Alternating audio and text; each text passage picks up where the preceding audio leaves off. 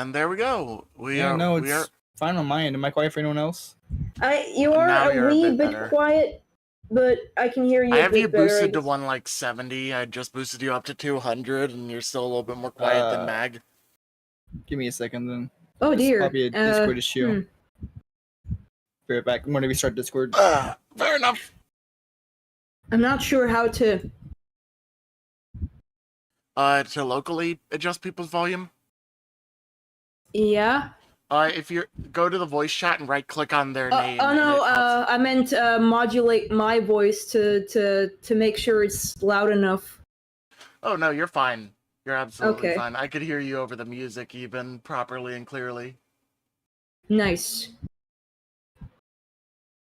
Well, while we are waiting for Runt to return, the stream has gone live, technically, so hello everyone, hello, Sponge, hello Magnifical, hello Scourge, and soon to be hello Runt again.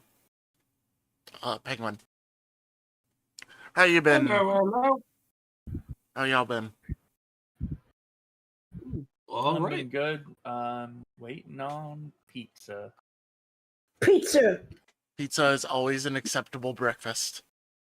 Nobody can convince me otherwise. Or lunch. It's the breakfast of champions. Dinner. Pizza is an acceptable yes. But, to summarize a little bit, for those of us who may not have been here last time, namely going to be, I believe, just Sponge and Penguin once he gets back. So I will wait on Penguin so I don't have to say the whole thing twice, but he's got to reboot his Discord real quick because his audio is acting up on him. And he did that as an attempt to fix it. In the meanwhile, though, it has been a while. How long has it been? It's been a good long while. It's been several weeks. Yeah, several weeks since we last played. I have one little bit of a sad note. I sort of wanted everyone to be here, but since it's been so damn long, we did wind up going ahead anyway. My pal Ken just moved out yesterday to Utah, so that was a long-ass flight, and he needs time to set up and, not be exhausted while he's playing some tabletop thing over the internet when he's barely set up over there. So we do not expect him to come by to join us today. So Zephyr is going to be sort of in the background or flying about somewhere. But she's there. She's flying about, doing her thing. Yeah, doing bird thing. But otherwise, we have everyone else here, which is pretty good. We can always catch him up on what's gone on while he was absent later on. But with all of that in mind, I am just stalling for Sponge to get back. I mean, not Sponge, for Penguin to get back. I am losing my mind. It's okay. We all are. Yes. On another note, I have a cute little Thrumbo plushie, and I'm so happy. The guys at Ludan who make RimWorld ran a makeshift campaign for a little plushie of the Thrumbo, which is one of the creatures that exists only in RimWorld, basically. And it is adorable, and I love it. It is also very fluffy. Nice. If you're not prepared, a Thrumbo will kick your ass. They're tanky little shits. Not. Hello. Much better. Yeah, you're good. I just have to leave you boosted, but that's fine. It evens out about at this point. It's still quiet for y'all. Better than it was, though. Yeah, I mean, I can hear you well enough. Chat can hear you well enough. We're good. Okay. May want to look into it later on, but no need to reboot everything again because I don't think I'll do anymore. This is the first I'm hearing of this, to be honest. Well, you're also sort of like mumbling and a little bit quiet as well in that respect, so it may just be that fact that you're waking up. Probably. But otherwise, welcome back. I am going to summarize a bit of what happened last time for you two who were not here last session. As last session was purely Magnifical, Scourge, and Ken with their respective characters, Chase Long, Reginald, as we all know him at the moment, and of course Zephyr, who is not joining us today. So, to give you guys a quick look at what was going on last time, the remaining players went about continuing to mess with time as a whole. They sort of came to the conclusion eventually that maybe the intent of them being there was to make sure everyone survived.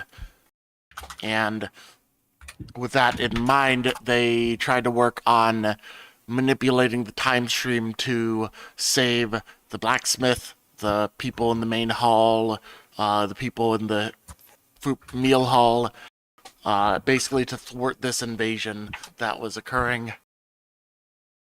And they also even went so far as to fire off get the cannons on the top floor fired off to murder the trebuchet that was used, or catapult. Sort of irrelevant in this situation. Oh, that's some excellent squeaking noises, Runt. But with everything that happened, you guys eventually managed to settle everything, get all of the saving in check, and with that, after everything happened, a blinding light surfaced in all of your visions as everything suddenly went away and then went to black. We return to the party as we wake up the entire group in a strange location. As you come to, you can feel nature beneath your feet and legs and goo and whatever Chase has, technically.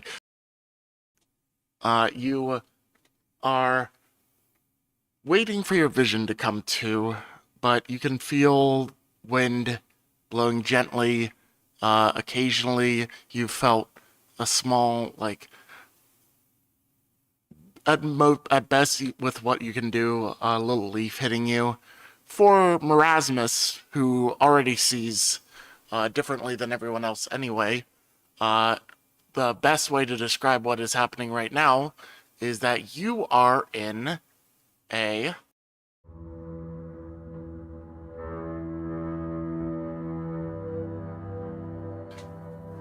ever-expanding field of massive flowers all about.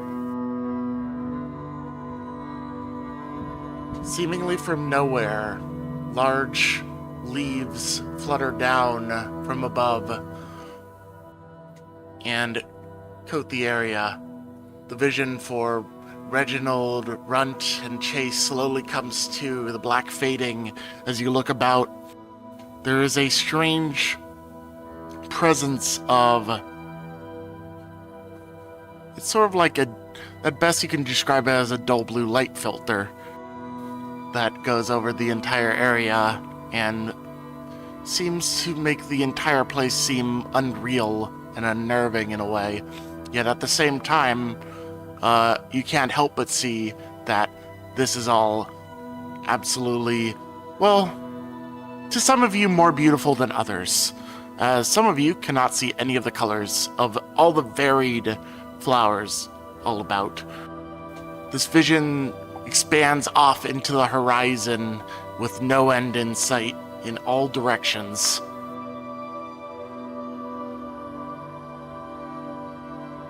And you wake up, grouped together in the middle of this field with no seeming anything to direct your attention. Mes amis, we're in a free salad buffet!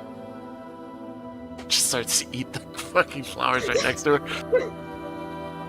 I mean, if she wasn't, you can Erasmus eat was. salad. Erasmus hungry. And in pain. Are the flowers like normal size or like big? They are big. They are about your height. This is entirely like covering the area, and any attempt to like stand on top of one another, get a better view, or for Zephyr to go up high and give a look-see, it takes a decent bit of effort to lift yourselves above the level of the flowers to see all the way around. But the same vision matches you. It's all directions. There's flowers on end.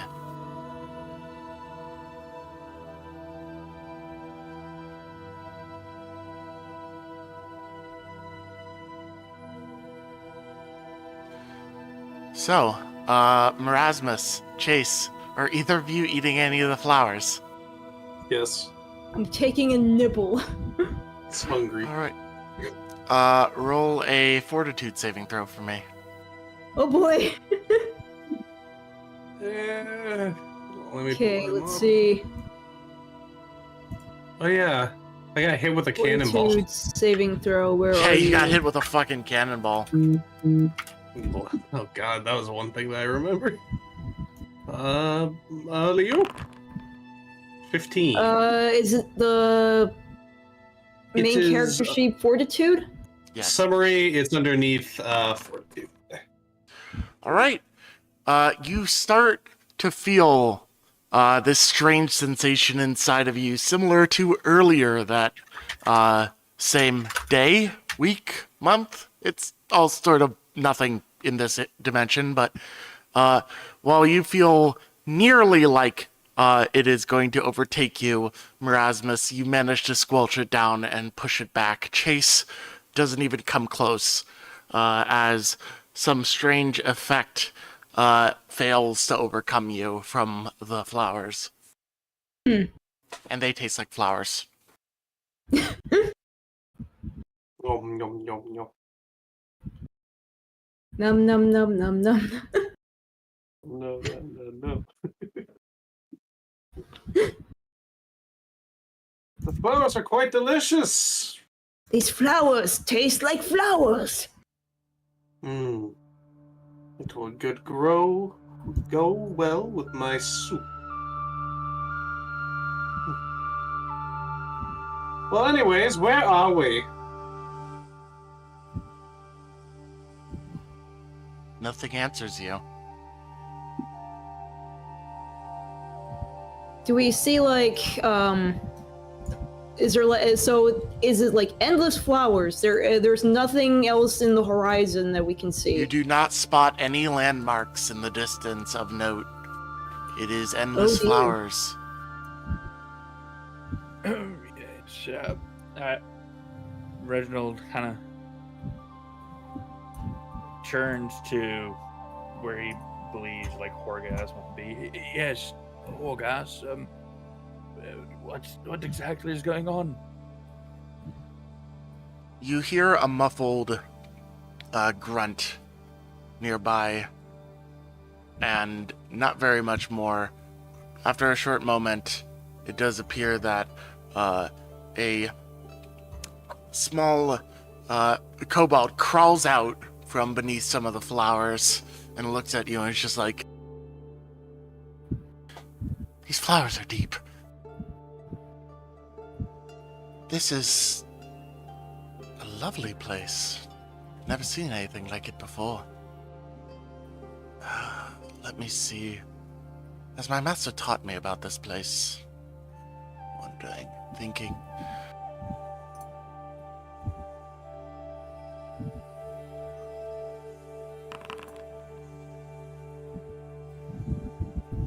I know nothing of this place. Fucking Nat 1. The only thing that would have really caused him to know nothing is what happened. Yeah. Would Punt and her random squabblings have mentioned something about this, possibly? It is a stretch. It's gonna be like a Nat 20 or nothing. I mean, it's worth a shot. Knowledge history.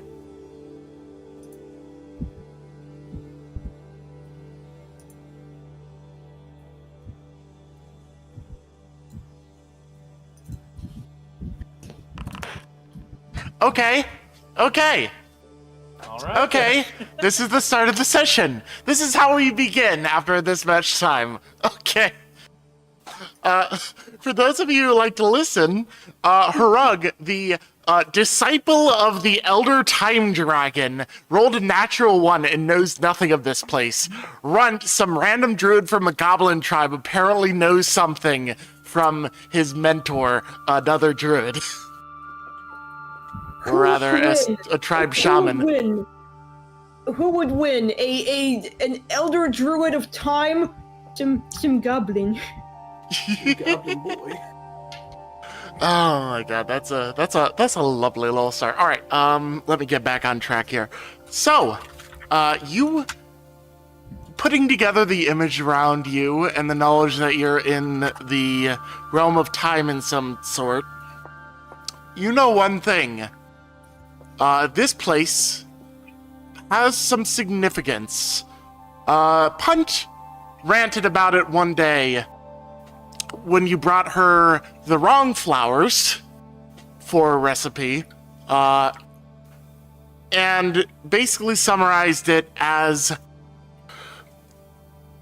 the fields of time which surround the clock city at the heart of the realm of time. It is, to a mortal, an ever-expanding landscape of flowers which each denote memories in the annals of time. So congratulations, Merasmus, Chase. You're the reason someone forgot their car keys. Yeah! Yeah, don't touch any of these flowers. Or Oh. think their internet password. Oh, so by nibbling on the flowers, this causes someone's time to. Yep. So And as far had, as I know, This feels like the Billy and Mandy short, where like somebody drops like an hourglass figure, and then like the creator of Billy and Mandy, like, this is my best project ever. Oh, God, I remember that episode too. what were you gonna say, Ron? to my knowledge, as far as I'm aware, this is an endless expanse now. Yes, as far as you're aware that to a mortal this is an endless expanse. The means of escape from such a place is questionable. However, there is one bit of good news. You are looking for a particular plant, which might be found here. It's just a matter of finding where and then figuring out how to get out. Well, I got some good news, some slightly better news, but mostly bad news. What do y'all want first? All of it. It's a new sandwich. Sandwich.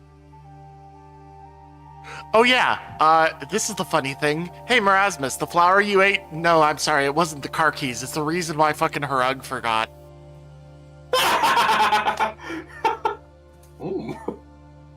Delicious. You deleted Memories. his memory of these very fields.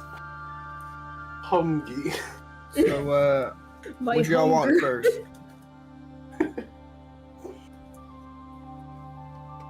Good, slightly better, or worse? Y'all, he's asking y'all.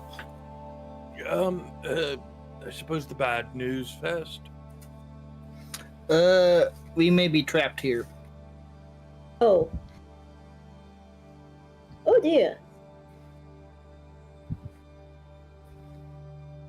Rasmus goes for another flower. No, I will bonk you with the stick. Nope. You know what Yep. you're doing when you eating these flowers? You're eating someone's memories, and they're gonna forget what you eat. Harug turns and looks at you, and then sees the flower, and something flashes in his eyes. And they looks at you with a sense of anger. He's just like, yeah, don't eat the flowers. That hurt. I I do not like this migraine. Just like Way to put the- grasping his head really like painfully. He's gonna let go of the flower he was holding on to. Okay. Once again, my impulses has led to great suffering. Okay, so the good news is, I know where we are. We're on the outskirts of the Time City, Clock Town. Harug looks at you and is just like slapping his forehead. Of all the odds, I know And, this place. The flower we're looking for is in here somewhere, and we gotta find it. And then we have to figure out how to escape. Yeah, yes. I do have a question, though. You said we are on the outskirts of this time city. There's no way for us to get in there. Let me interject here a little bit more clarity now that the flower is blooming yet again. And Merasmus, you notice at your feet that the flower that you ate is sprouting up again. Like rapidly just jutting out of the ground now. Harug stares at you and the flower with particular hostility. But then he continues on with his explanation. These are the Meadows of Time. They surround the clockwork city at the heart of the realm of time, where the time elementals live. However, to a mortal, or one not of this plane, navigating these fields is impossible. We would need some form of guide, but finding a guide in the first place would be, well, hard to say the least, unless something causes the time elementals to take interest in us. And I would not recommend that interest to be us eating numerous flowers to piss them off, as that would get much worse results than we might like. We need to consider things and figure out where we need to go. But I have little else to offer us. I've not been very fond of the idea of coming here.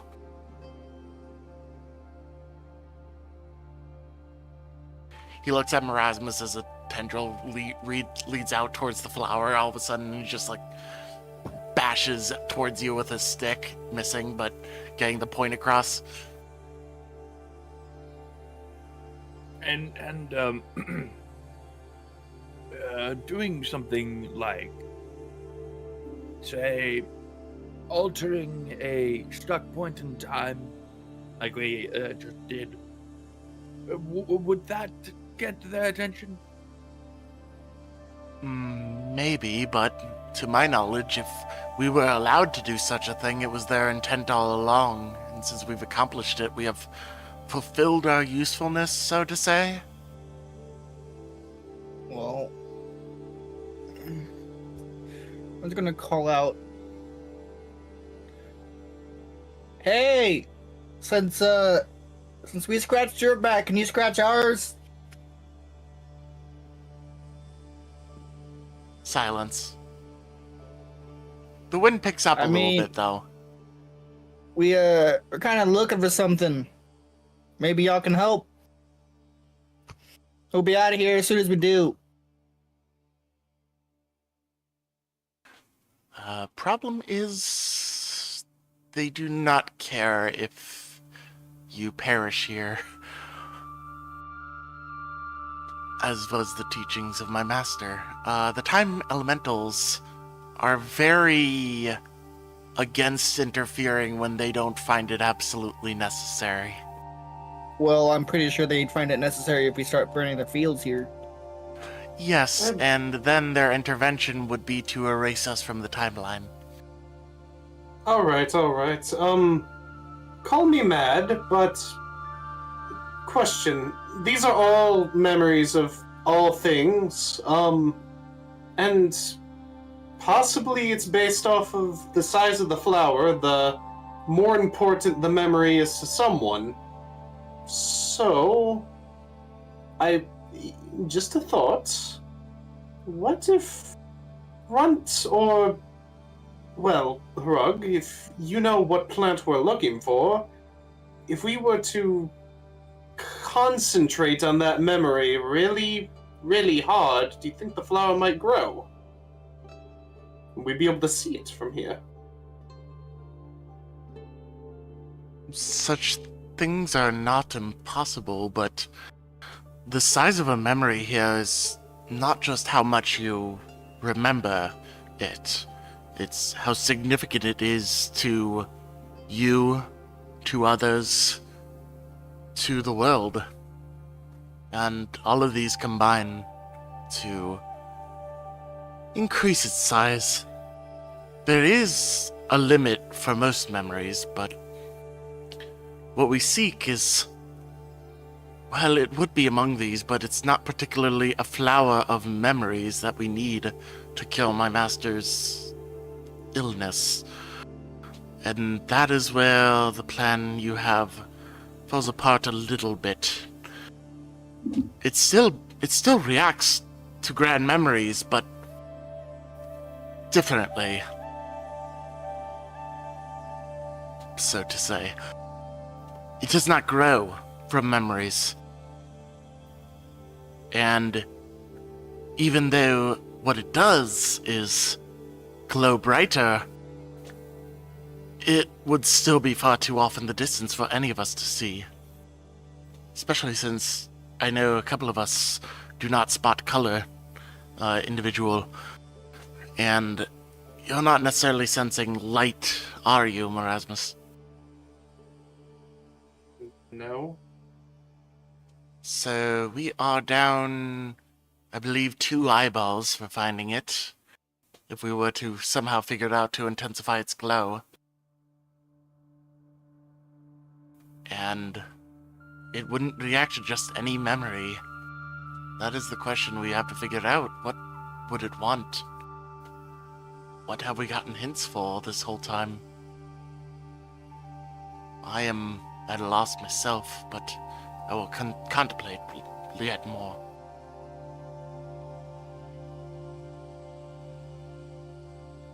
Rug looks around in general directions and proceeds to begin climbing one of the larger flowers to sit on top of it and look off in the distance.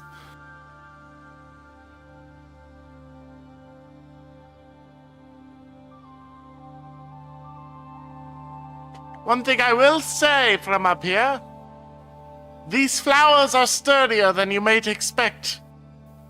I believe even the heaviest of us may be able to climb them just fine.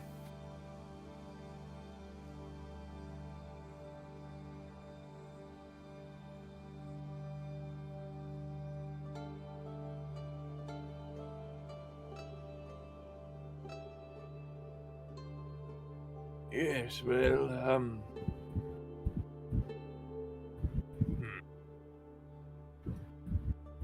I am honestly at a bit of a loss of what to do, though I am curious about a few things. Mostly personal curiosities. But I would recommend at the very least that, despite its endless landscape, we do move somewhere. Staying put does tend to leave us open to certain things beyond the time elementals that might take interest in whatever morsels they can find. So long as we are moving, we are not a sitting duck, how you say.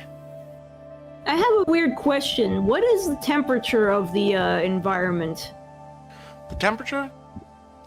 It would Yeah, be like- it would be pretty mildly above average temperate climates. It is like bordering on, but not exactly jungle-like. Like it Okay, would be because, tolerable without an AC. Basically, because I am on push to talk mainly because I'm not sure if the fan picks up my microphone. So if I talk, just imagine Chase basically, like morphing a little windmill on her and just fanning herself. Oh, there is a constant wind going around. I believe I've already established that's just that in the first place. Yeah, there's Yeah. a steady wind going on at the moment that is blowing all of these petals and such about in the air. Okay.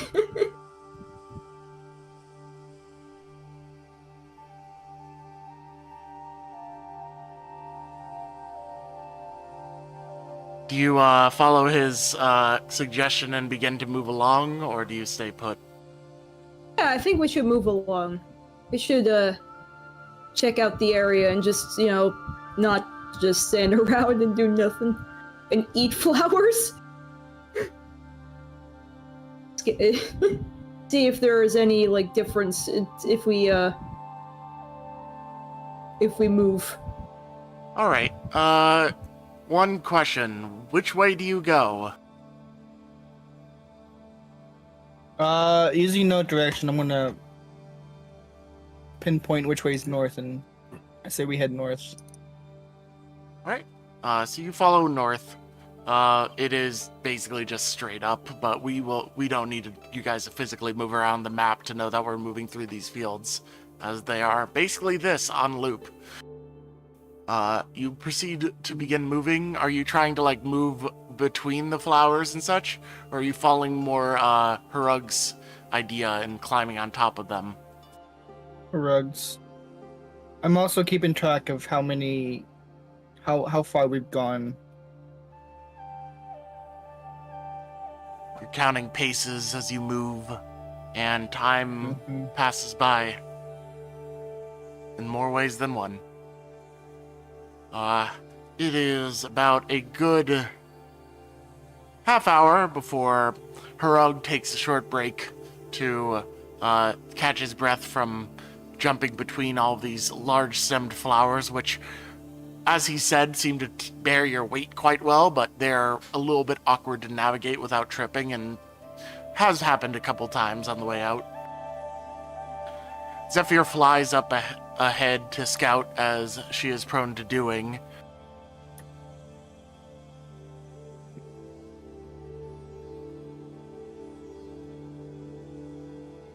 And as he sits down, he shifts a little bit on the flower he's on, and then yelps immediately in a little bit of shock and pain. And from underneath him pulls out a large protruding thorn. Oh. Memories of hostility. Grand. He flicks the thorn off elsewhere. The memories here vary wildly in their composition. Some of them, I would argue, shouldn't exist anymore, but they're exactly the kind of memories that drive people to do horrible things. And that was definitely one of them. I'm going to be feeling that for the rest of the day. Keep wary of thorns, everyone. I do believe there is something changing up a bit. Let me see if I can figure something out to help us out. Let's see, what was it? He starts to think to himself, seemingly looking into some form of spell or something, you're not sure. And as he does that, he continues to move along slowly with the guys after catching his breath.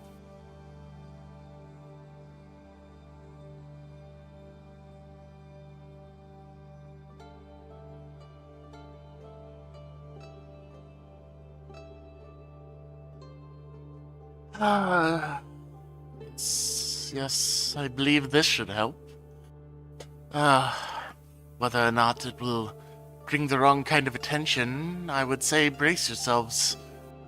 But if we continue to wander as we have, then nothing will come of it. but it's still better than staying put and letting the monsters come for us. Yeah. He begins to raise his staff and point it about, and you feel a magical aura generating around the tip of it that seems to glow brighter and brighter. And for both Runt and Merasmus, you can sense immediately that the amount of magic pooling in the tip of his staff is far beyond what you think he should be capable of. Even though the staff is of a very high caliber and probably manufactured by the dragon himself that teaches him, it really shouldn't hold this much light and energy. It is, so to say, concerning.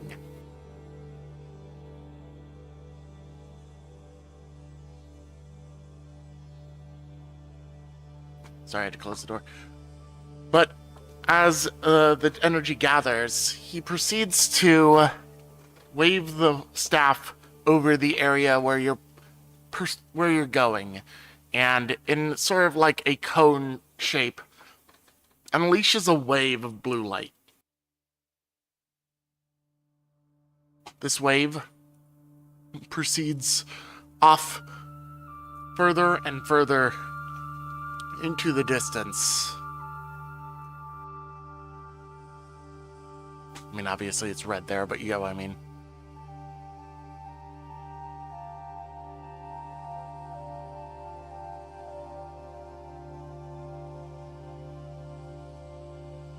And you notice something shifting about with the flowers that are enveloped in this aura.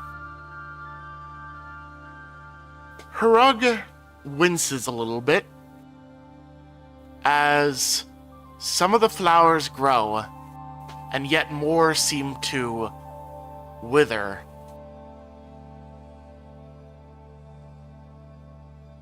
He turns to you all and says, "Do not get in front of me unless you wish to relive what happened at the beginning of the castle with Merasmus. This will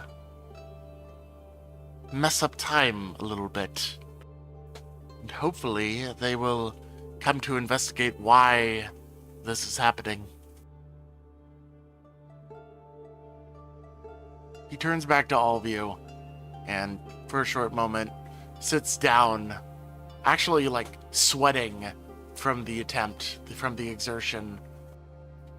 And then he raises his hands and points off in the distance and says, "Let me know if you see anything rapidly approaching from that direction. I am going to lie here a moment."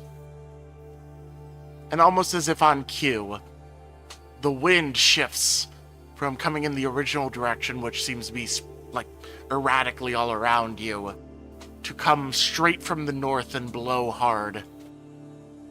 The flowers around you gust and wisp around your head. Some of you get whipped in the face or side or legs by some thorns on some of the nasty memories around you.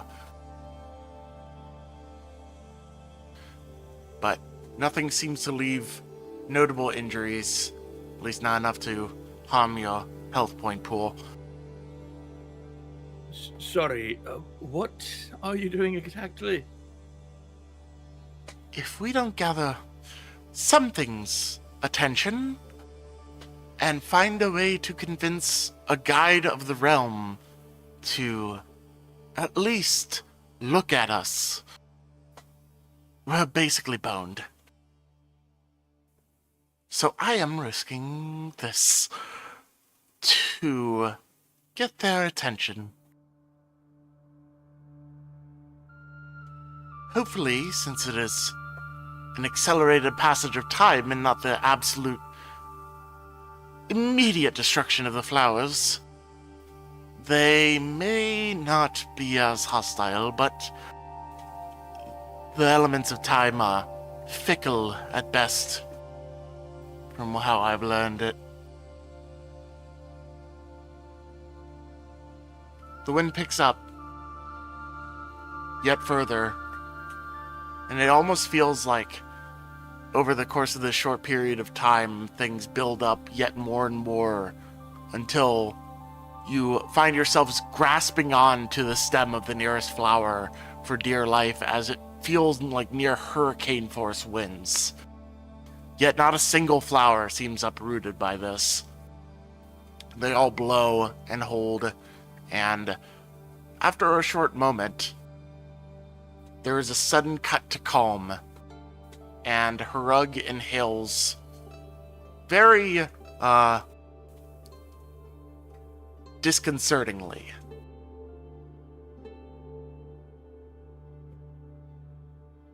Well, I would say we've gathered some attention, or I have.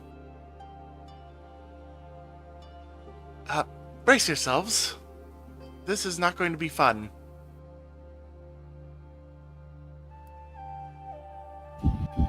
Is it okay if I have Reginald roll a will save? Go nuts. This is basically for him to stay in character.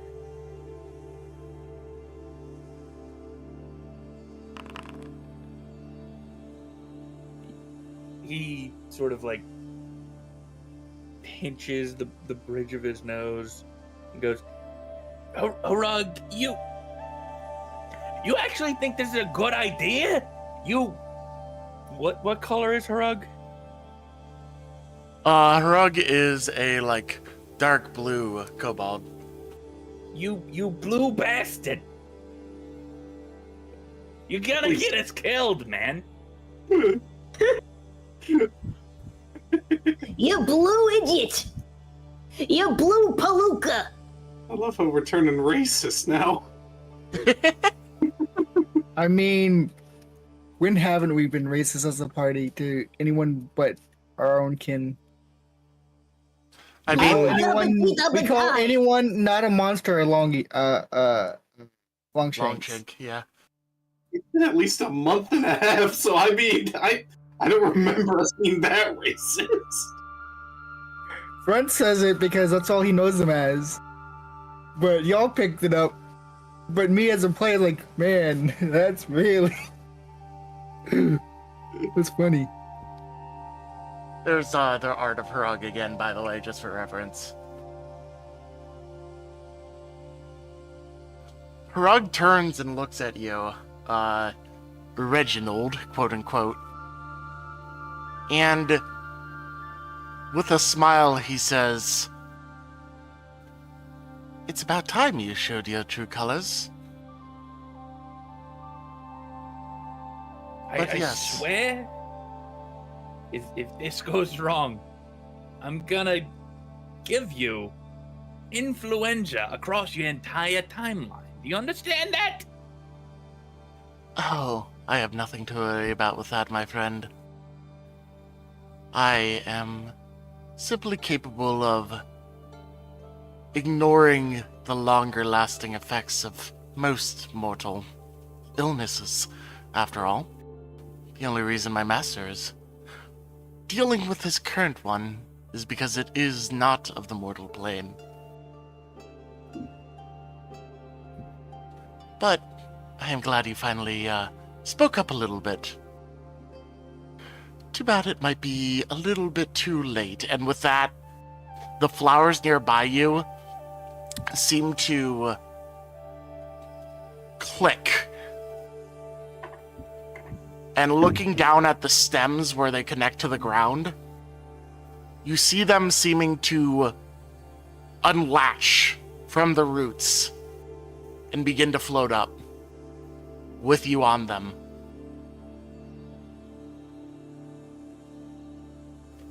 You're all lifted by the nearest flower into the sky, floating above the field, as Harug sits there calmly, knowing that something like this would happen. Meanwhile, the rest of you probably freaking out because this is not what you expected.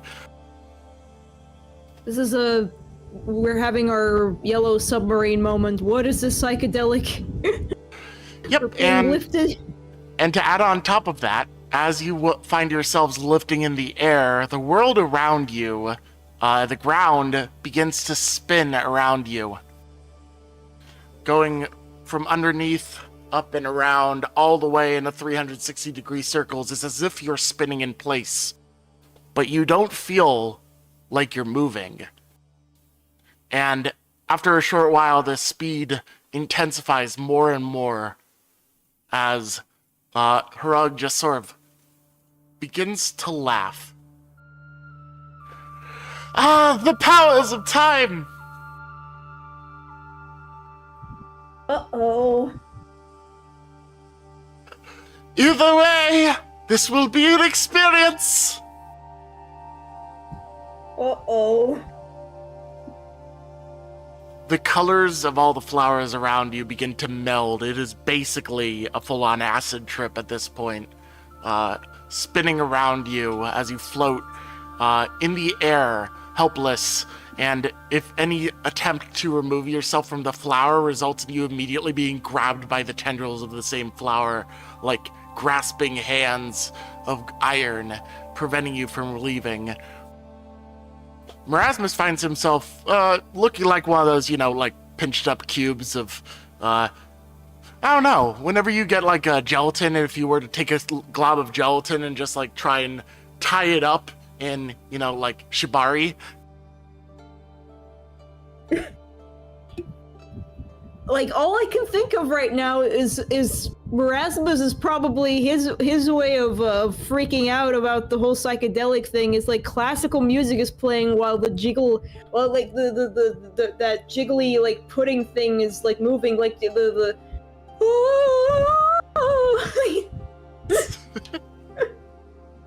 I'm not really trusting Harug anymore. I'm gonna eat the flower. No, mon ami! You begin to eat the flower. Roll another fortitude saving throw. Fester just reaches over and slaps the side of Merasmus. Quit it! You guys are infuriating sometimes.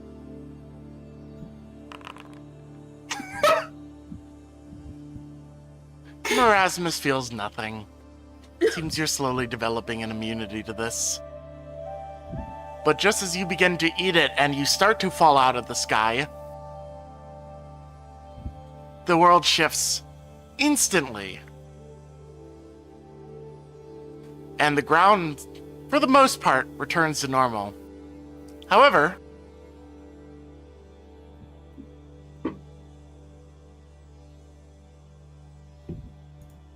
as you come rather rapidly crashing down towards Earth, you see before you a massive blue tree sitting in the middle of this space, that towering over the landscape.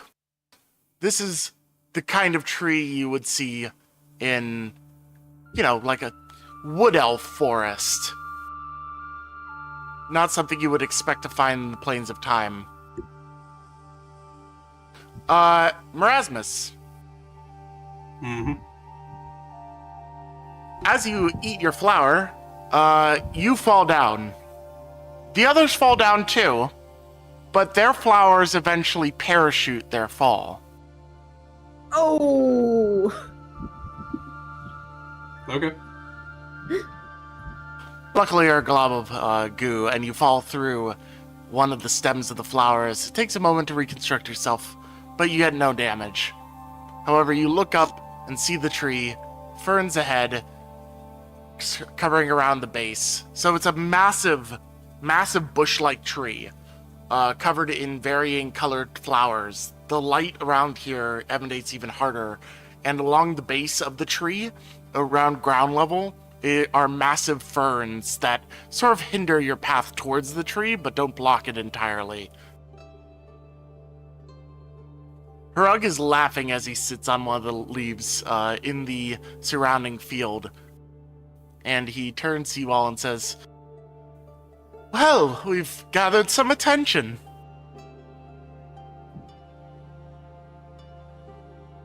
We sure did. This is different. Let me see. Do I recall anything of this that was not lost to... let's see. And a quick little roll of here.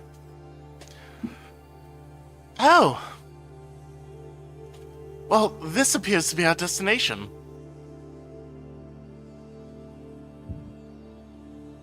But it can't be that simple.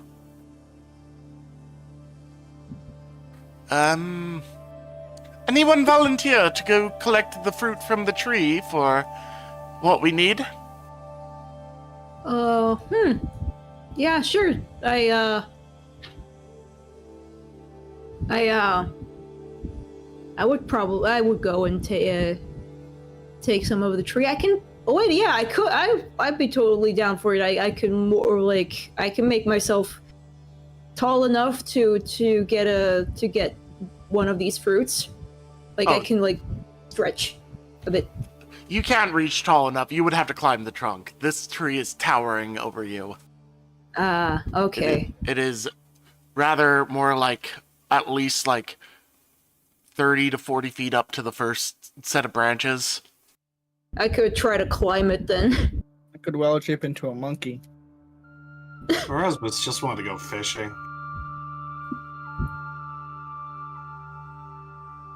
You could use your fishing pole to Genius.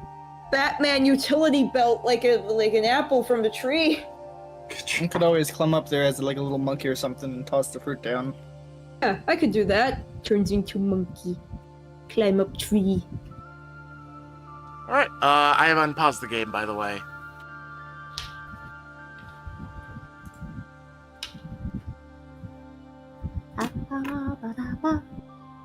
How far is this one use? Let's see.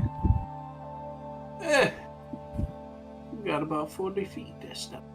Do you have to also do a strength check or I'm gonna have you do I believe it's an athletics check or an acrobatics check, one of the two.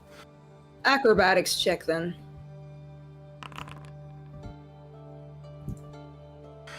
It takes you a bit of time, but you are slowly finding yourself rising up on the tree. The trunk doesn't have any obvious features that make it easy to climb, but you're making do well enough, especially since you've managed to roll pretty damn high for that.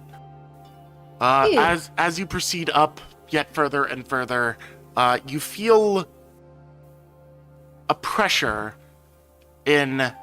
well, the closest equivalent to your stomach that you have. I don't know if you have multiple. And as you climb along the side of the tree and its bark, it begins to shake slightly. With the wind coming back in full force, everyone else suddenly feeling this gale force wind as Chase holds on for dear life to the side of the trunk, partially sheltered from the sheer size of the trunk and the wind coming in the opposite direction. But otherwise the trunk shakes and attempts to jar her, almost as if it's trying to shake her off itself. And at some point, roll me a strength check, please. All right. Let's see if I am... DC 20. Where are you?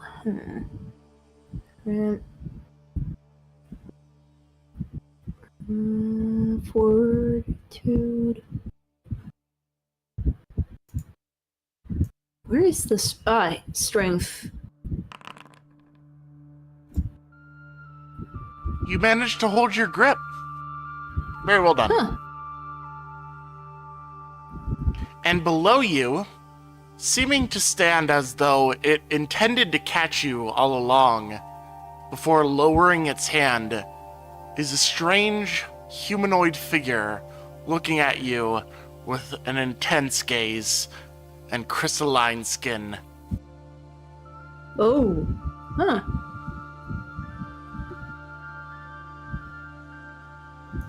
The face beyond the eyes is expressionless and looks at you with a very foreboding sense of curiosity.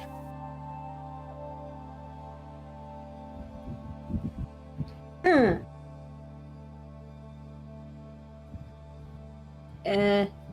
Bonjour? It flickers mildly. The light of this landscape seems to glimmer off of it as it looks up at you, seemingly waiting for something to happen. So...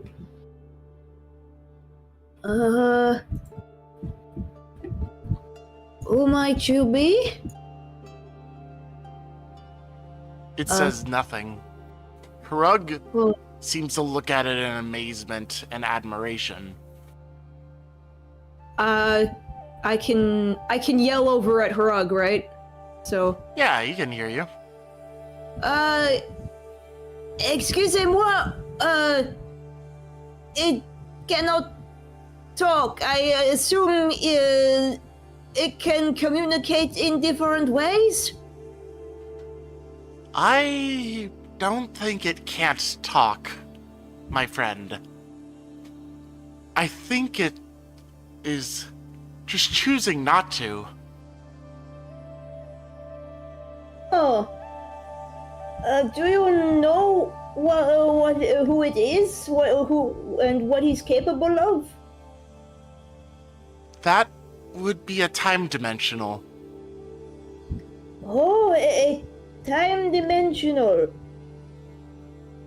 Which are the guardians of this place.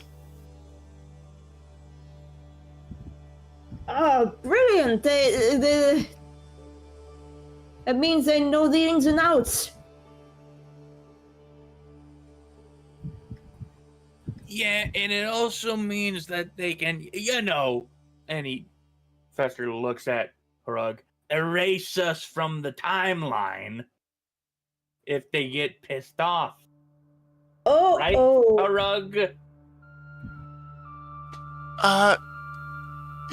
You see a notable bead of sweat going down his head, and he turns and looks at you with a very, disconcerting smile and says, "That would be absolutely correct.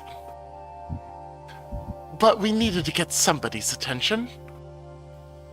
They don't seem hostile yet."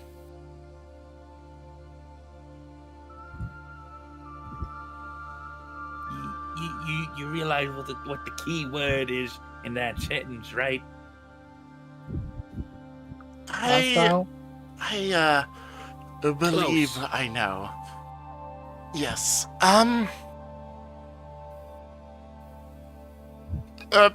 Keep climbing? Do you mind explaining what she's risking her life for? Well, in order to save our world, we need some of those to cure my master's illness. Or the timeline of Morgram and the world of Entrentia will get fucked up, so to say, to the point of disrepair. And then these guys will come and purge the entire world to reset everything. Oh. So, it's either we risk a little bit here or we risk an end of the world apocalypse scenario.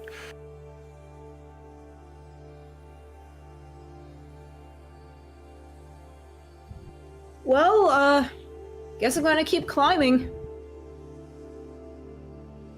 You continue to climb, slowly but steadily. The wind subsides, and this creature continues to look at you. However, the rest of you feel as though you are being watched Oh. intently. Yeah, like. So Runt is just watching, like, he could have easily hit it up, and he's just looking at them. He's like, well, seeing as how It's not done anything yet, and it's kind of. They probably knew what he was going to do was going to happen. And they knew what he was intending to do. So maybe it's kind of like get your shit and leave kind of situation. You know what I mean? Yeah, it very well could be, but the problem is, even Harug seems to think that it is hard to understand what these things want. So, Well, I guess no matter what, it is a it won't- gamble. It must have wanted to know we could safely interact with the time, but not really fuck it up in a sense. That makes sense. Yep, if we ignore the 2 flowers digesting inside of Marasmus at the moment. Umgi. Umgi.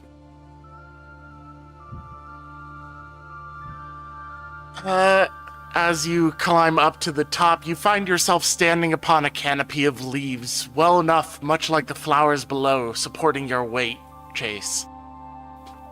And at various points along the tree, you see large, greenish yellow fruits sitting on the tree, bulging out, nearly the size of yourself. Oh, And as you approach one and attempt to pick it up, you finally hear something.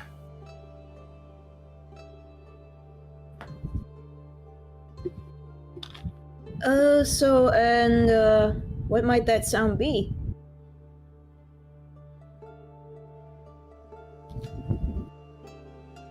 Is this like a sound that I may or may not be familiar with?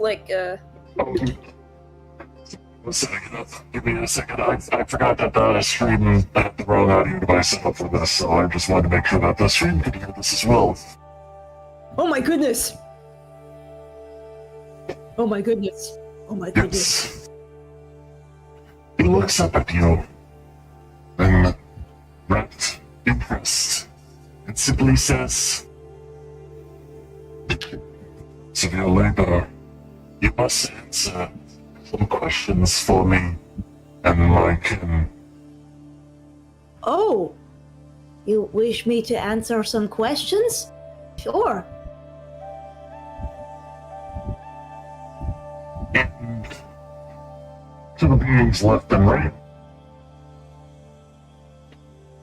Seem to appear yet more.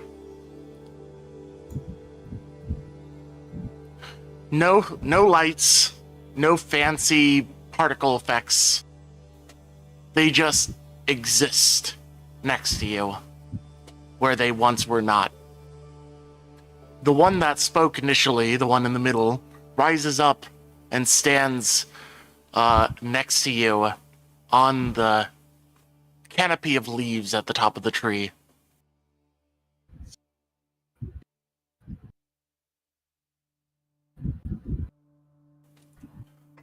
you must answer a riddle for each of us.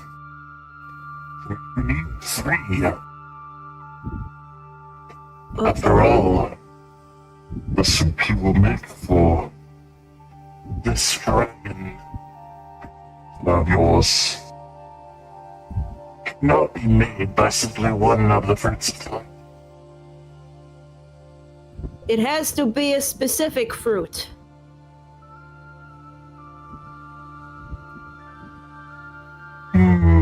Not so much. You just need more than one. But the price for each fruit is an answer to my riddle. And At this point, he turns and looks at the rest of you. And it's almost as if his face is facing each of you simultaneously. As you look at him, it looks like he's looking straight at you with his head. Every single one of you, even though you're all scattered about in this area. Like those inverted statues. Yeah, it's like one of those hologram kind of, or holographic kind of things that looks at you properly from whatever angle you're looking at it. It seems to shine off of the nearby landscape, and he looks at you with no expression, no glint in his eyes, nothing, and speaks very loudly for this first question.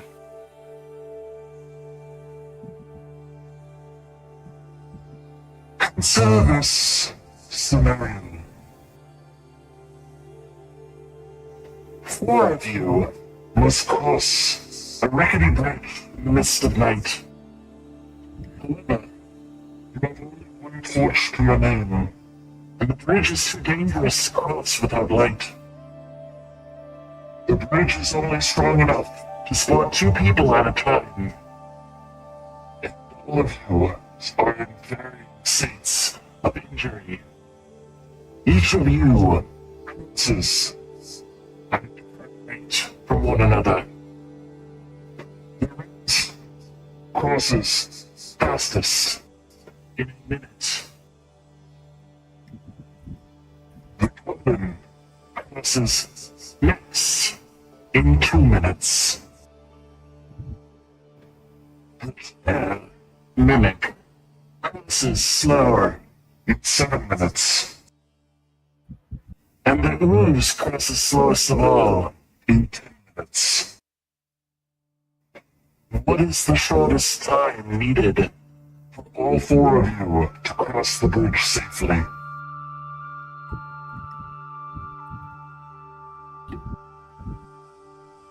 Well, Merasmus goes first, followed by. Well, this is just me. This no one's. Merasmus would go first since he'd take the longest. So then it would be Reginald here, then myself, and lastly it should be Chase and Merasmus crossing about the same time. While Merasmus is holding the torch, so that way we know where he's at.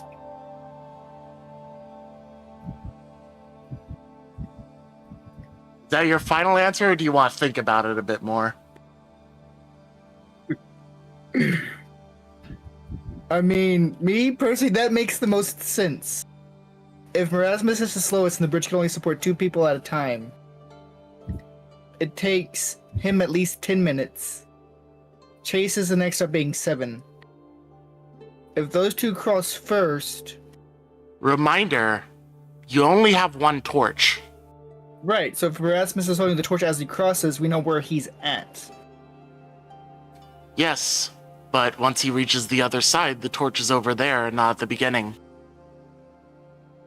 Right, but if the fastest ones go first and the 2 slowest ones meet and Merasmus has the torch, it'll be with him the entire time. Anyone Maybe else not. want to consider some? I am. I can repeat the whole thing if you would like. Yeah, so to give us some thoughts, so I can. All right, I'm not going to do the voice for it, so I can make sure that you're hearing me clearly for this time. So, 4 people need to cross the rickety bridge at night. They only have 1 torch, and the bridge is too dangerous to cross without a torch. The bridge is only strong enough to support 2 people at a time.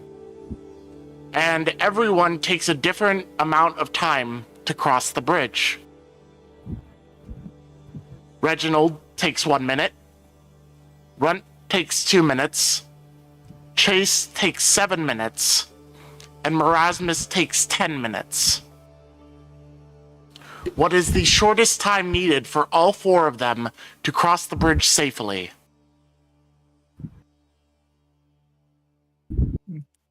Shortest time would be, in my opinion, 10 minutes, because that's how long it would take Erasmus to get across. Erasmus takes 10 minutes, I take 7 minutes,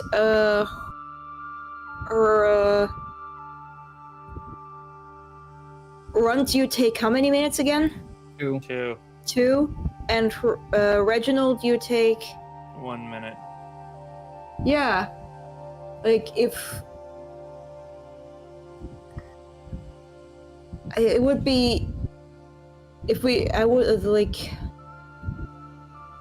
or what if that's a Assuming one person goes back with the torch,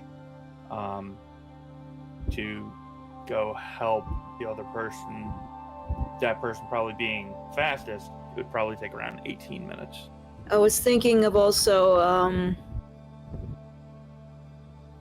I had this weird thought that maybe that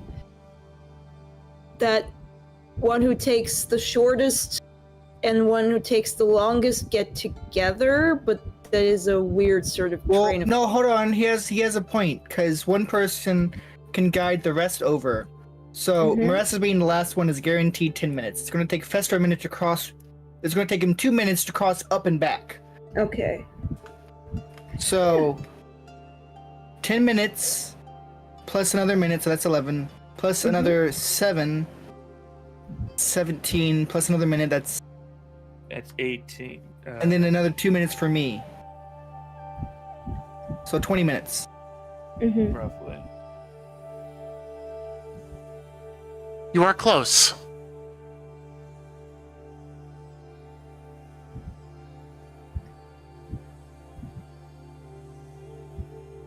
Rack your brains a bit. Because Marassa was 10 minutes, so we cut it back by 1 because he's traveling with that. So 11. And then we got 18. Oh, it's 19. Because every minute with traveling with someone is also accounted for Fester, since he's the fastest. There is a quicker way.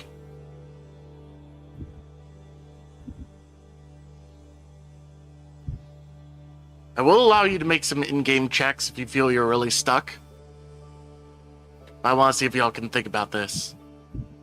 Any thoughts, my IT friend?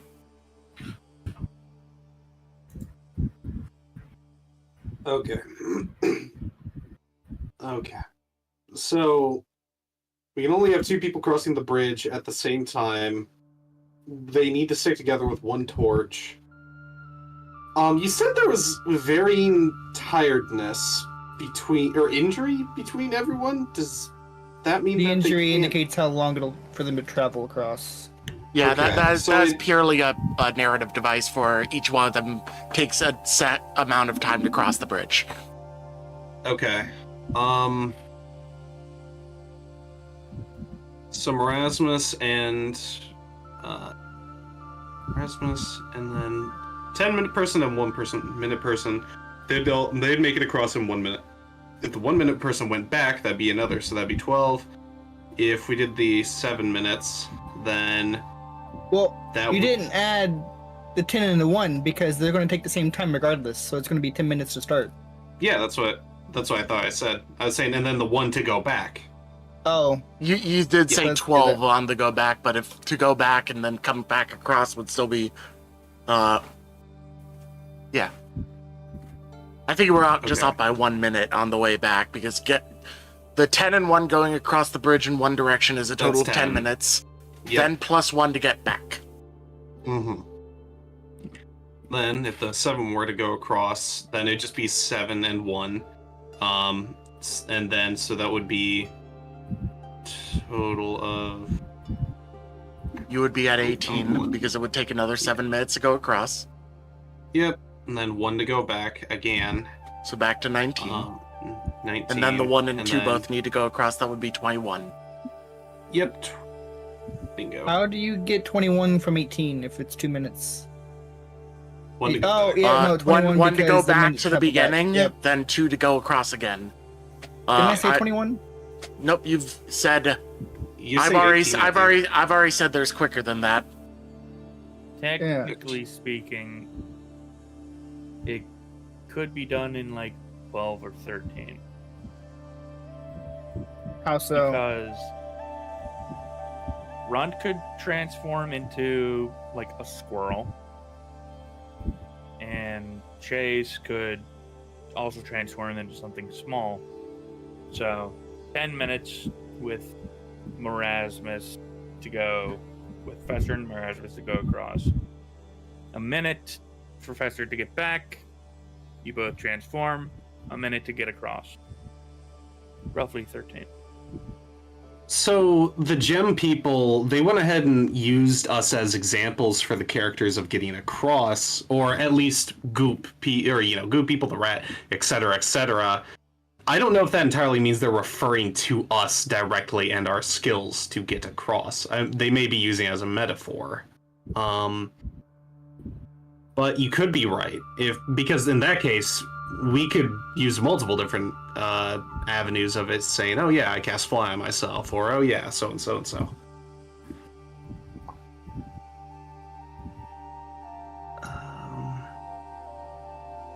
Food for thought. Runto will speak up. A little about that thing. Is it about our current statue and our abilities, or is it something else? Is it just as we were, just as individuals? Like, no capabilities or anything? Basically, you're asking for clarification on that point you're contesting right now, Yes. right? Not Yes. wanting to be a spoil sport, but I found the solution and I'm still confused. Y'all Googled it.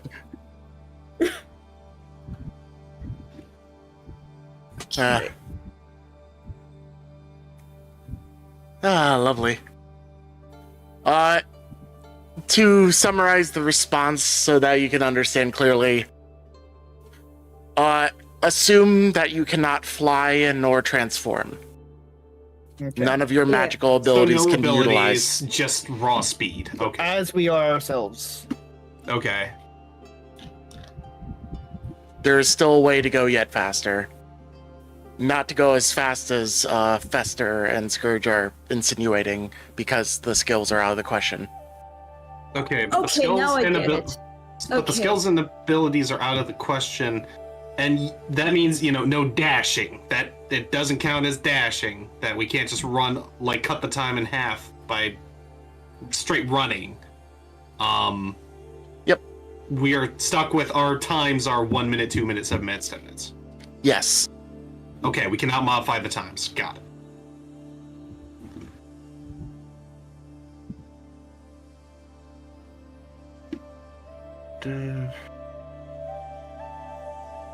I appreciate the idea, though. Yeah, it's creative thinking.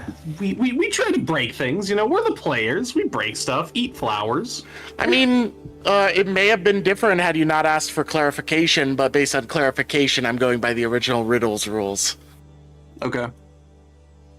I was actually just going to let something fly if you just went with that logic and told them that answer. Oh, but then I would feel like cheating if they didn't get a clarification. Well, you wouldn't have had the Especially since our clarification, lives so might you be wouldn't on- have been told that it was to the contrary. It's fair. It depends on how deep you think these time elementals consider this. And I just wanted to. Go ahead. Yes, I'm a bit dumb with these math-related riddles, unfortunately. So I have to. Well, this is going to be a good test for you, because that's at least 2 of them. Oh boy.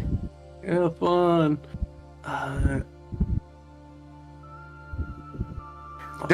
So, for some context on the riddles, I went through a bunch of riddles and found ones that actually seemed to involve thought, instead of some of the riddles for time that the answer to the riddle was time.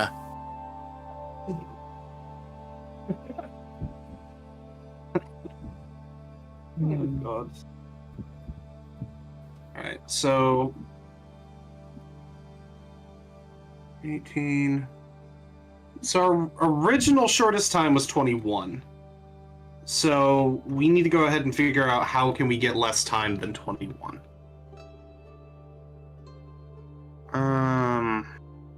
As you consider, one last thing. We have total questions 4. You may skip 1, but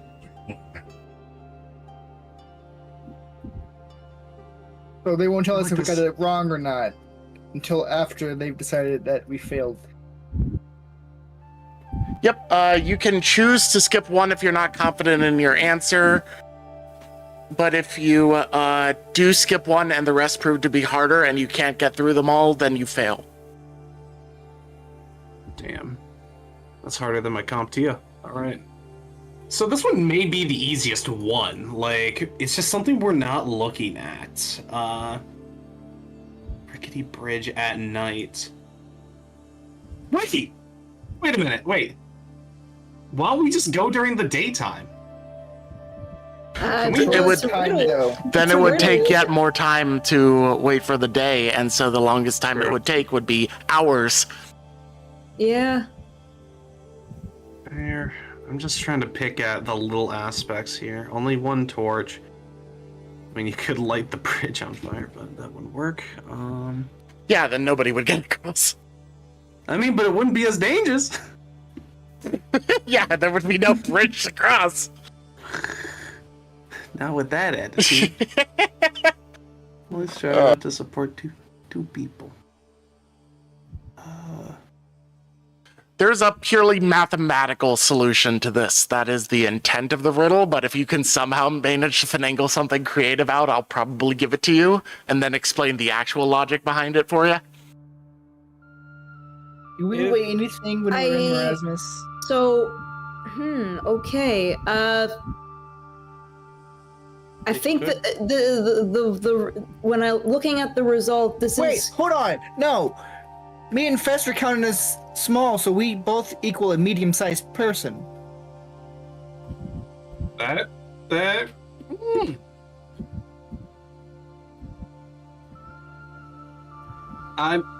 It's bullshit, but it could work. So then So that one, would two. reduce- So to two, and then one. Or no, you Do you wouldn't want me need come back. to You wouldn't give need you come back, the- That's right. I could cross with any of the two groups. I could cross first. And it would still take 10 minutes, and then... Then for you, 2 minutes to go back. No, for him, it would take 1 minute, because I'd already be over on the other side. Fair enough. Goes back, comes back across with Chase. That's 18 minutes. There is still faster solution. God damn it. Assuming this was made for normal-sized people in mind, it could just be 5 minutes. The fastest guy carries the other people across, since it only takes him 1 minute each time. Not all people can take the same time to cross the bridge. Wait.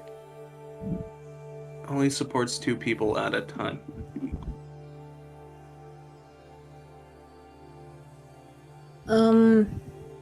Wait. Let's put it this way. Hey, Fester.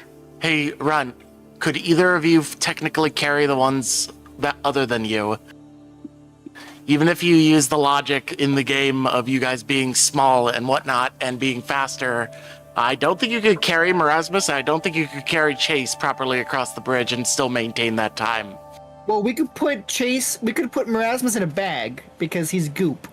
He can just recongeal. Damn, broke up. Damn, you right. And Chase could become a smaller object, which can... No, they already can't. Well, no, because it's Yep, part of no them, it's who they transforming. are. Oh. No But it's part Yep. of who they are. Shape-shifting was explicitly mentioned. Okay. But Merasmus isn't shapeshifting, it's just... It's shifting, I think. So. By technicality, sort of, yes, I'm going to count it in this circumstance. I appreciate the thought, though. Good bonus points for roleplay and thinking out of the box.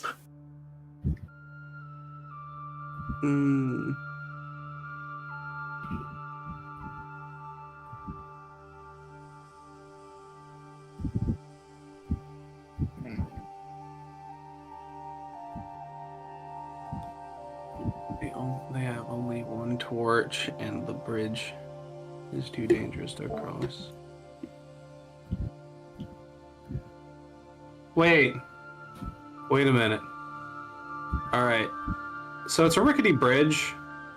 Like, couldn't we, like, take a piece of wood, like one piece of wood off of some part of the bridge, turn that into another torch with our torch?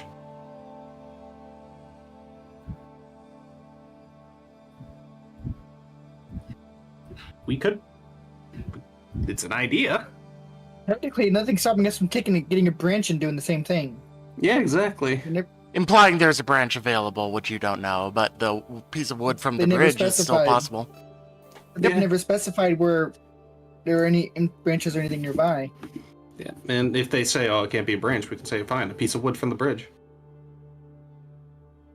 That would ultimately be still 17 minutes. That'd still get, I mean, so at least 2 groups. That would be is able the to- result, actually. You get, Yep. you get A bit of a spoiler, right? but yeah, it is 17 minutes. So we will say that you get that right and you explain it as just getting a torch. you get some of the wood, you light it on fire, you got 2 torches. Go ahead and get another, get 4 torches. Erasmus is just like big brain to these galactic timeless. I mean, There's always to be someone- fair, the way it actually works out is about 12 minutes if you do it that way, because this is what would happen. You would get some wood at the beginning of the bridge, make a second torch, the 2 fastest would go across and the 2 slowest would go across, and that would be 12 minutes. big brain. We Or cheated. Yeah. Or even 11 if you pair, like, our 2-minute person with the 7-minute no. person. Bonus points. Bonus points. The Well, no, ethereal... if we pair- yeah, we Yeah. could pair. We could pair Merasmus, myself, and Fester at 1. Well, no. How would you get 12? 11. 11 is, so you have 2 torches from the get-go. Me and Uh, Fester can run across at the same time, taking 2 Nope. minutes. That would be 12. You and Chase go across for 7 minutes total.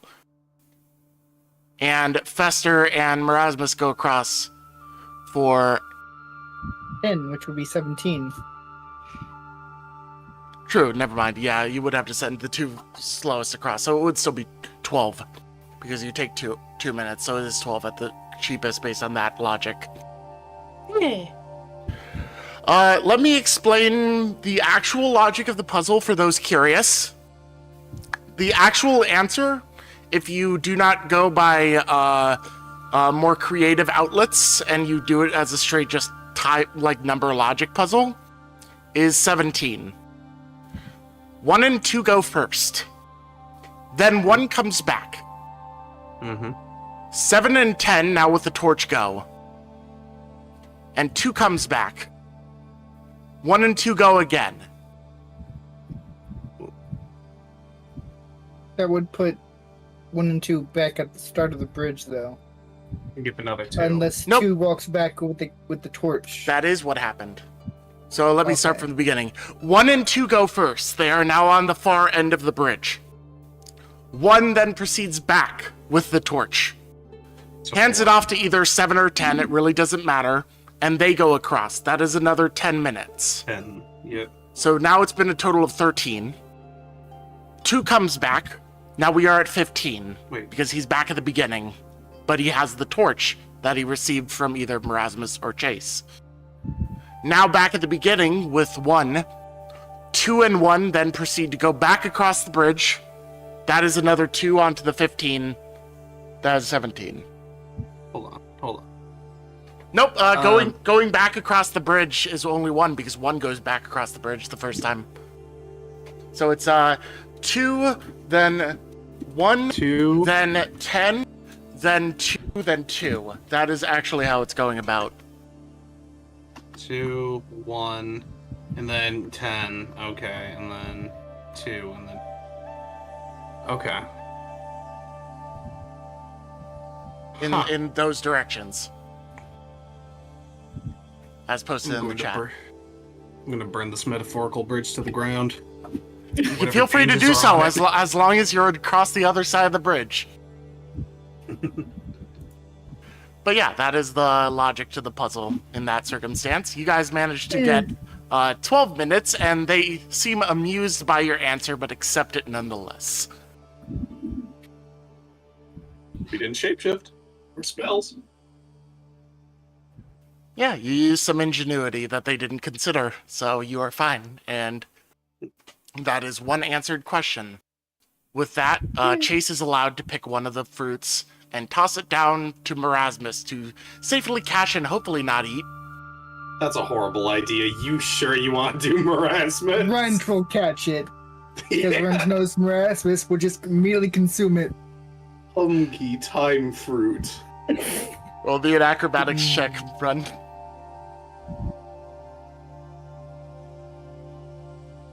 One second.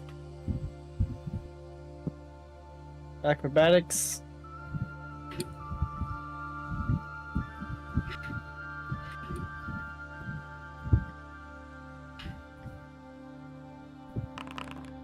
Okay, you're absolutely fine. You Damn. catch it easily. God damn, that's your second nat 20 of the session. Stop. That's also my second roll. You fucker. Alright, Fudge dice, fair fudge enough. dice. Digital dice, harder to fudge. Alright, Mm-hmm. here is the second riddle for you as Chase approaches the second fruit. You have 2 lengths of rope. Each rope has the property that if you light it on fire at one end, it will take exactly 60 minutes to burn to the other end, no matter what. Note that the ropes will not burn at a consistent speed the entire time. For example, it's possible that one of the ropes will burn the first 90% of the rope in a minute, and then take 59 minutes to burn the last 10%. So there is no consistency to the speed at which these ropes burn. Given these 2 ropes in the next book, can you find a way to measure out exactly 45 minutes? I mean, I'm tempted Feelings to of say rope burn. burn for. You said an hour? Yep, let me, I'm going to post the word in the chat. And don't look it up this time, Chase. I want you to think. Yeah, but it's like It's so. That's why it's fun. I don't. Yeah, I get to but see you suffer. I don't like these kinds of it triggers my anxieties. So Fair yeah. enough. If you Yeah, okay, if you, so the if 2 you just lengths. want to abstain, be my guess. Okay. With 2 lengths of rope. Each rope has the property that if you light it on fire at one end, it will take exactly 60 minutes to burn on to the other end. Note that the ropes will not burn at a consistent speed of the entire time. For example, the first 90% of the rope will take 1 minute, and the last 10% will take. It's random and how quickly it'll burn. We don't know. Given that these 2 ropes are okay, so the ropes are connected to each other. Is one No, rope? you have 2 then, or separate, you have 2 2 separate lengths of rope. ropes. Yes, you have 2 lengths of rope. That is 2 separate ropes. What if you tied them together and burned it? I mean, that would work. Yeah, That tied would together, take burn somewhere it. between 1 and 2 hours. Well, no, because because you- both of the ropes would take the same amount of time if they're lit at the same time, because it takes Mm-hmm. at least 59 minutes. I would say we could also sever the rope once it hits 45 minutes. There. But you do not have a clock. This is your means of telling time. Well, if You it are burns using rapidly the at ropes first, as how your are we clock. supposed... If it burns rapidly within a minute, how are we supposed it's accurate? There is a way to do it.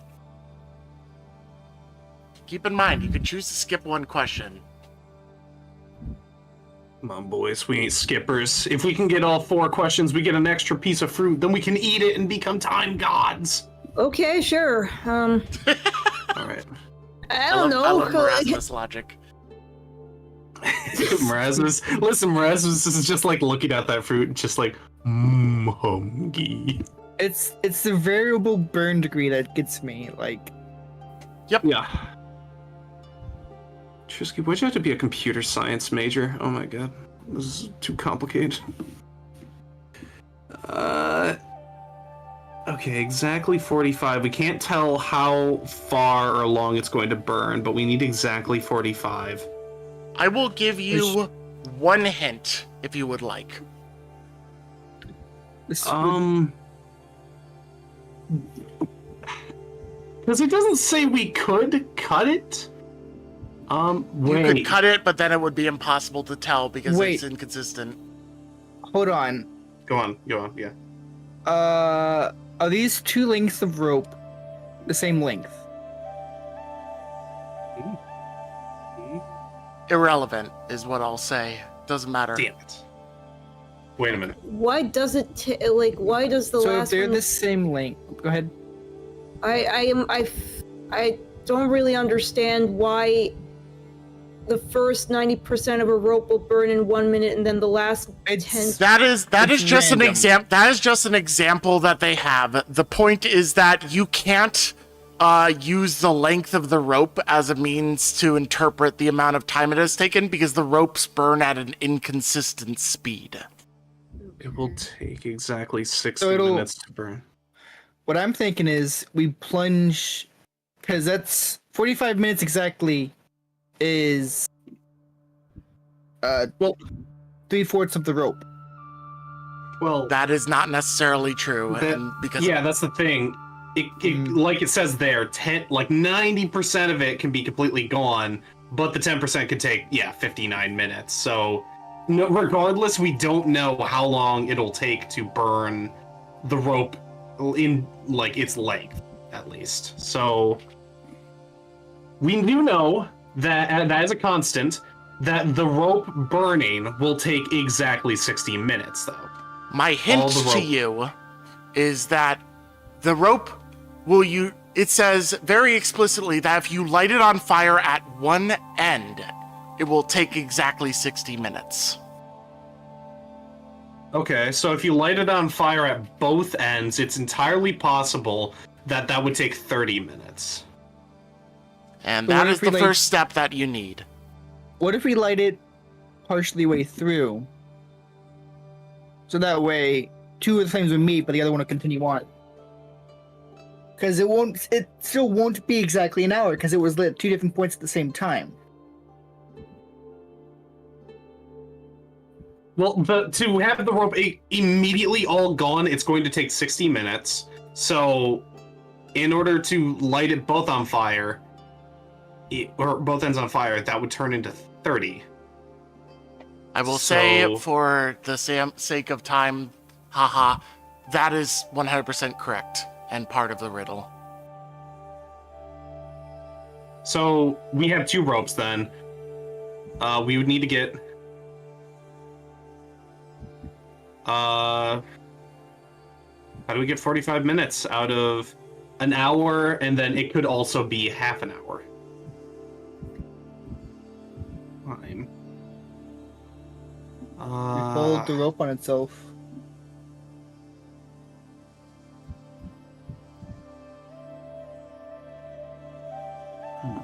How many matches are in the matchbook? You have enough for however many times you decide to light it. Do we know how long it takes for a match to burn out? A minute. A minute? You do not have a Roughly. time for how long these matches burn out. We can sit there and count it, though. We can count.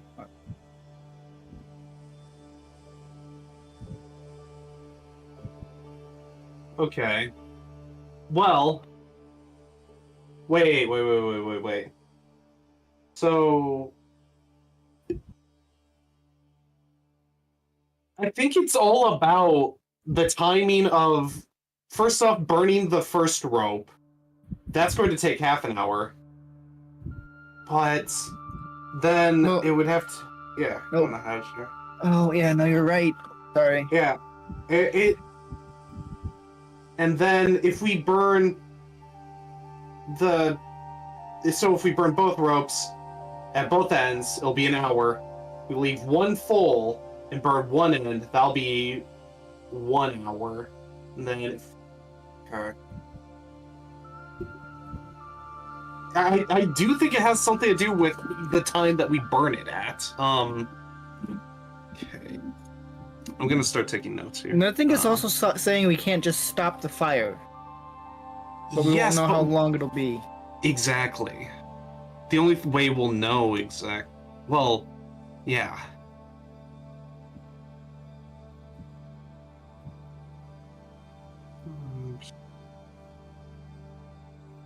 Hey, chat! If any of you know the answer to the puzzle, or if you are watching this VOD later on, post the answer into the chat to boost our engagement levels on the YouTube algorithm.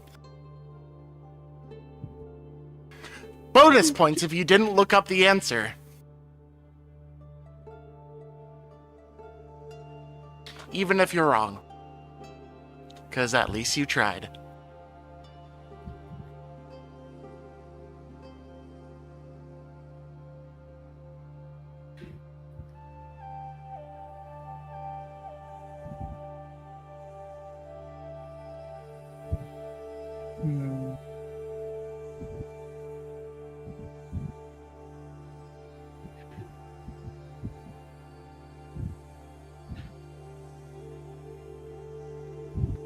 So, I know this is taking a good amount of time. I will allow you guys, if you want to try and do an in-game roll for knowledge of one of you. And if you successfully beat a DC 15, I will give you a next hint. Well, definitely not me. I don't think knowledge is good in my department. I will say that this is, if anything, knowledge engineering, because it's the closest thing to knowledge math. So if anybody wants to give a shot at that, you can be my guest. Failure just means I don't give you a hint, so it doesn't impose a penalty. Engineering, so we would have to be doing some crafting? No, the reason I'm using engineering is because you use math and engineering. That's literally it. You don't have to think about it further than that. It's just the closest thing to knowledge math I have in the default system. Okay. It's the closest appropriate thing that I thought would work. It doesn't have any deeper meaning than that, luckily. Would Fester like to roll the silly roll? Yeah, I could give it a try. Okay.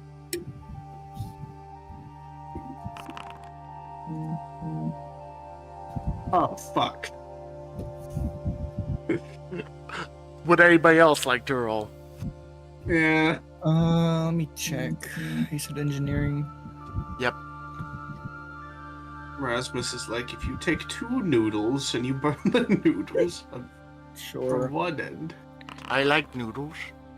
Okay, alright. Alright, okay. Is like, Rasmus so says a logic. brain blast. Brain blast! Pasta! He burns Yes. 2 ends of the pasta. The pasta brain works again! Alright, Yes. the hint is actually very relevant for you to be the one that get it, because you were sort of on the right track with part of what you were saying. You were talking about whether, like, burning one at 2 ends and burning one at 1. Mm-hmm. Go with that logic and proceed. Okay, so burning one at one end and burning the second one at 2 ends. Okay. Man, he just straight up said, yeah, just keep doing what you're doing. Here's your hint. Well, I'm just right. giving you a specific scenario to start with. That is the correct scenario to One start at with. one end, one at 2 ends. That's still going to be an hour and 30 minutes. They are burning simultaneously. So if we burn one, yeah, because we can't tell when one. Well, yeah. So you can burn one. When do you burn the second rope, though? Is my question. When do you burn the second rope? Oh, yeah. Yeah. Yeah, you can, Because- like, if that means, like, if you burn one rope that goes slower, and then as soon as it hits, like, the middle, you start burning the second one that goes faster. Yeah, but that's the thing. If you can't don't tell know. if it's at the middle, if it's at 59 minutes. Damn. Here's a reminder. How long does it Yeah. take the rope burned at both ends to completely burn? 30. And your goal is 45. So if we burn both ends in the middle, it cuts it down in half again. That's 15. No, yeah, 2 ends and then 1 in the middle. 2 ends, 1 in the middle? We burn Dec- both ropes at both ends and then burn 1 rope in the middle. We don't know if it'll be as long, but if we can guarantee that the 2 would meet, that would be half of 30, which would be 15. Full length would be two ends would be 30. Wait. Keep in mind, the hint was explicitly to start off with burning 1 rope at 2 ends and 1 rope at 1 end at the same time. Yeah. Yes, but nothing's And- stopping us from. Trying out some weird creative stuff. Yeah, go ahead, be my guest. But I'm suggesting that. Sure, we do light them as they indicated, but then at the other one we indicate that hey, we can just light the other end. Wait. We go ahead. We light both or 1 rope, both sides as it goes. But at the same time, we go ahead and light 1 end of the 1 rope. Once the second rope goes ahead and burns out, then we light the other side of the second rope. Yeah. There you go. That is 100% the answer. You are correct. Holy shit! And I didn't need to look anything up. Very well done. I actually understood the thought process. Jeebus. Yep. So, burning both ropes simultaneously, and we're going to ignore the little thing about how long it takes the rope to actually catch off of the match and whatnot. That's irrelevant to this conversation. You start both ropes up, 1 at both ends, 1 at 1 end. When the rope that is burning at both ends burns all the way through, that means that the other rope has burned for exactly 30 minutes. Half of the remaining 30 minutes is 15. So if you then, at that point, light the other end of the rope that was set to burn for a whole hour, it will instead burn for an additional 15 minutes, making a total of 45. And that's 2. I want to eat the god fruit. I want to eat the god fruit so goddamn bad. Hey, if you manage to do all 4 questions, then I will let you eat a god fruit, and I will figure out what happens later. Oh god. Oh my god. We split that bitch. That's all 4 of Let's us. go. Let's. All right. Beyblade, let it rip. Yeah, I will be honest, I am, on second thought, considering this is what I decided to do with this session, pretty glad that I didn't include Ken, because I don't think having him try and do riddles while he's jet-lagged would be a good idea. Poor guy. But hey, he still gets a cut of the god fruit. He still gets a cut. He's our boy. Yep. Alright, so you present that answer to the, time dimensional at your left, who asked that question, and they nod in appreciation as Chase then proceeds to grab another fruit and drop it down, and you don't even need to make an acrobatics check. You rolled a fucking 20. I don't care anymore. So you have 2 of the fruits, not in the possession of Merasmus at the moment, which is a good thing. Thank God. Now is for the 3rd of the riddles that they have to their name. Yesterday is always before today. There is a place where yesterday always follows today. Follows today. Yesterday. Oh, damn, I think this one might have been the easier one actually. Let's think for a moment though. Yeah, but that's a pretty fun one. Yeah. Can we get that written down, please? I just need to. Yep, I'll toss that in the chat for you. Awesome, Chief. Appreciate it. Yesterday is always before today. Okay. But there is a place where yesterday always follows. Tomorrow? Wait, I need to. Yesterday is always before today. Yeah. I'm doing time scales. And then there's a place where yesterday follows tomorrow. Or today. Yesterday always follows today. Before follows. Now? Wait, by follows, does that mean behind it? Like before? Or does it mean... Oh, follows after. It means that Yeah, yesterday okay. is after. Okay, got it. Okay, thank you. Yesterday is after today? Yesterday always Yep, follows... there is a place where yesterday is always after today. They put it in some immediate pretty thought language. was tomorrow. Yeah, that's what I was thinking, but I want to double check and think about Because yesterday follows today, but today follows tomorrow. Mhm. Which would be yesterday's today. Today does not follow tomorrow. Today is before tomorrow.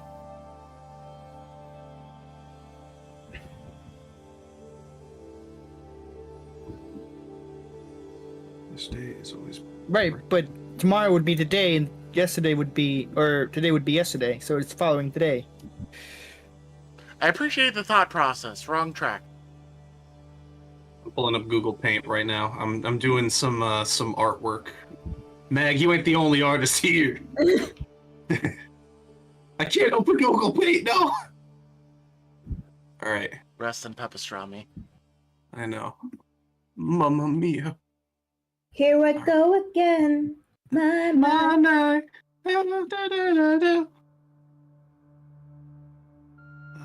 Okay. Alright, boom. And then is always before.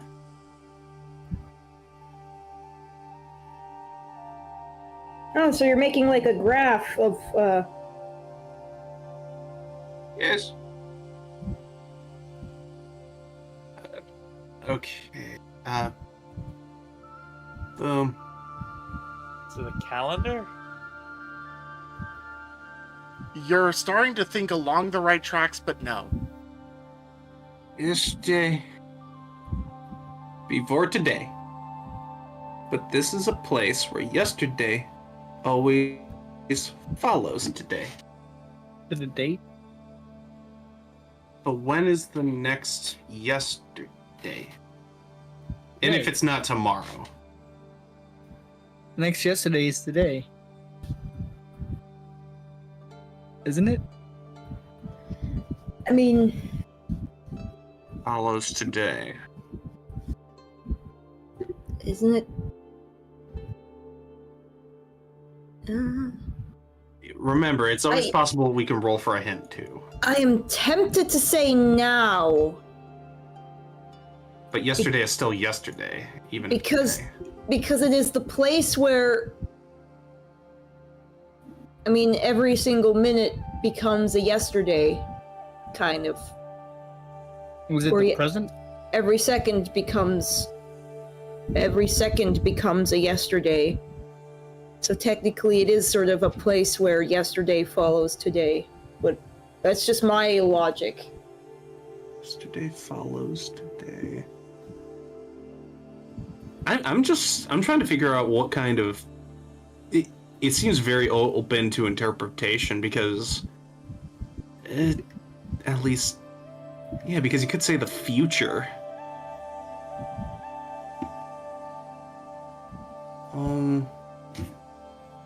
Jesus, who's blowing up my phone? Your mom is wondering why you haven't called her in 3 weeks. No, it's my grandmother getting drunk on a ship. It's a really good That's even better. Is it history? Isn't my grandma?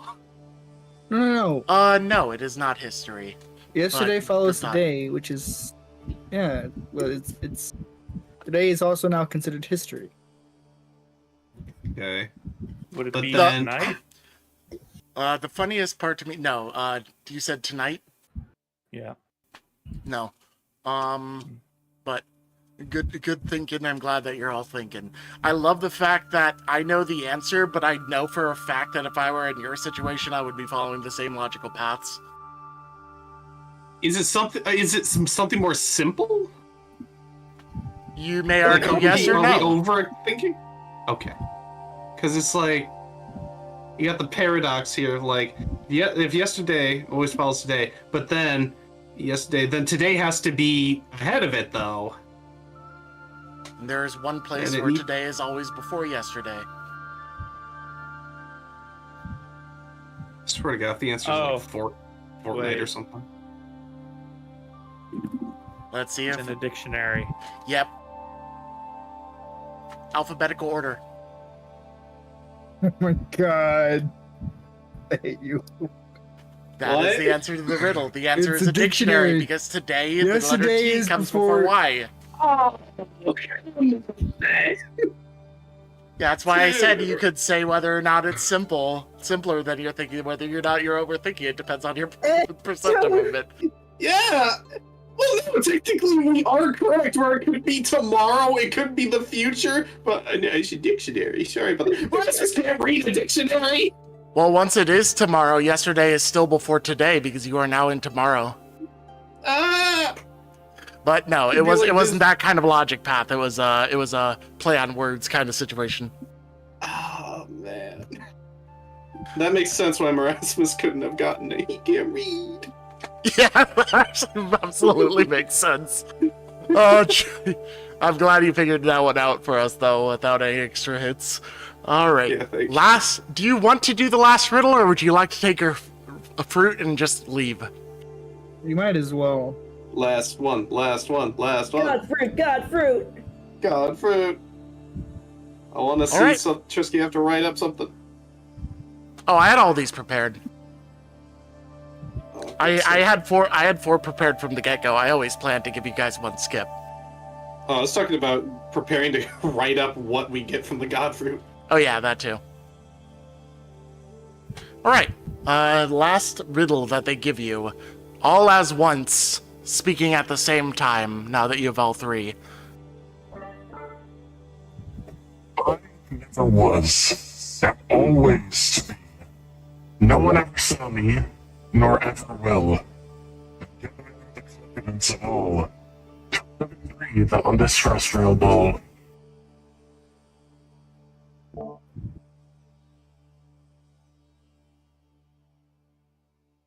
What am I?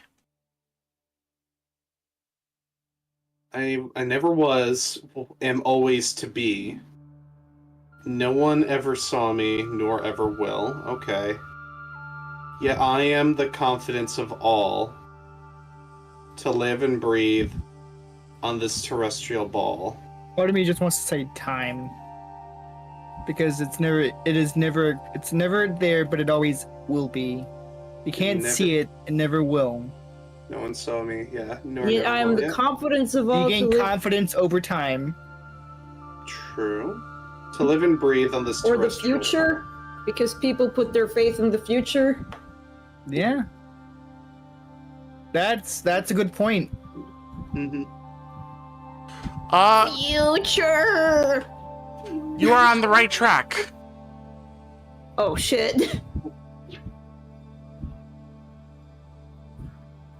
Wait, I forgot. If we lose this, do we lose all the God fruit? No, you're not gonna lose the other fruit.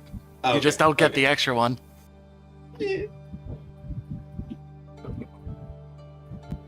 To live and breathe on this terrestrial ball.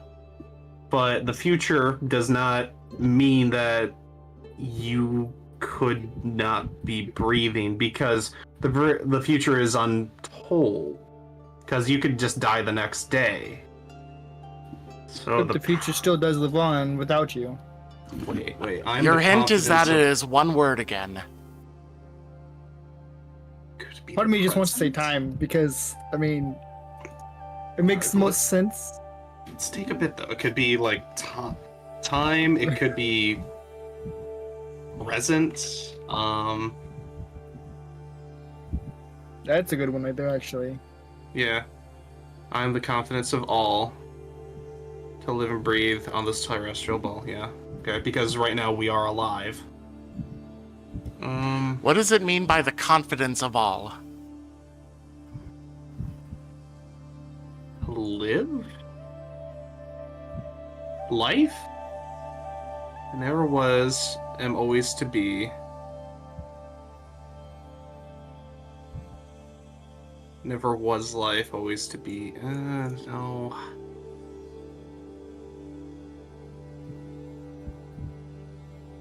I am. Your hint is that I am laughing internally because of the previous question.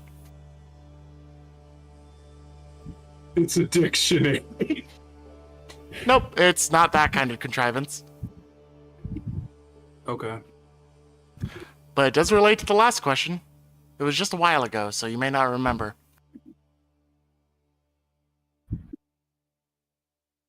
We burned two sides of the let's see here. Tomorrow. Tomorrow. Oh shit! It was literally I your never first was, answer. but will always be. Yes. Tomorrow Am is always always to guaranteed, be. but we No don't one know ever what it saw me, holds. nor ever will. Nobody sees tomorrow. Everyone lives. Everyone wakes to see tomorrow. Yep, you're living to see tomorrow. You're hoping to see tomorrow, to see another day. Tomorrow. That is Stop. that's why I was laughing about the previous one, because it was literally your first answer to the previous question. Ah. Good stuff. Good stuff. Hell yeah. And with that, a fourth fruit drops from above and lands safely in Run's hands. We have the fourth fruit. We did it. The time dimensionals show no expression whatsoever. You have an odd feeling that they are pleased. Do we all cut it up and take a bite of it? We hold on Do to you- it for now. Do you At split least it we 5 need ways to for hold the on party? to it. I think they're important. Let's talk about our extra one. Oh no, I'm afraid Harug may be taken. I don't trust that little man. Little dude. Now I'm getting racist. God damn it. With that, the time dimensionals continue to look at you all almost in anticipation, and you just sort of stand there awkwardly for a while. Eventually, Chase has the idea that maybe she should climb down from the tree and does so, maybe? Yeah, of course. I'm skedaddling down from the tree. Alright, and as soon as you reach the group and everyone convenes together, you have yet another blinding light shine before you, and all goes dark immediately after. Huh.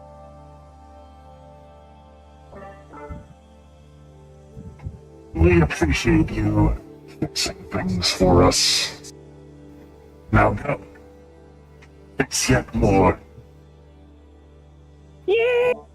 Gotta fix it. You cut out so much, and yet it only enhanced that outburst. We're gonna fix it. I think you fucking peaked on your audio. Oh. Loosen his back. You wake up in a very familiar dark place.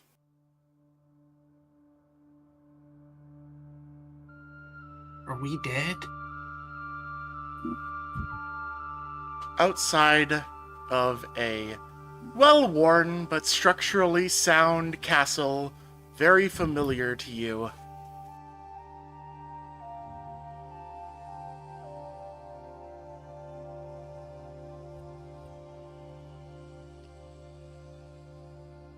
You're back. I don't have a map for it, but you're back in what appears to be the real world, in front of the castle. Huh. Finally.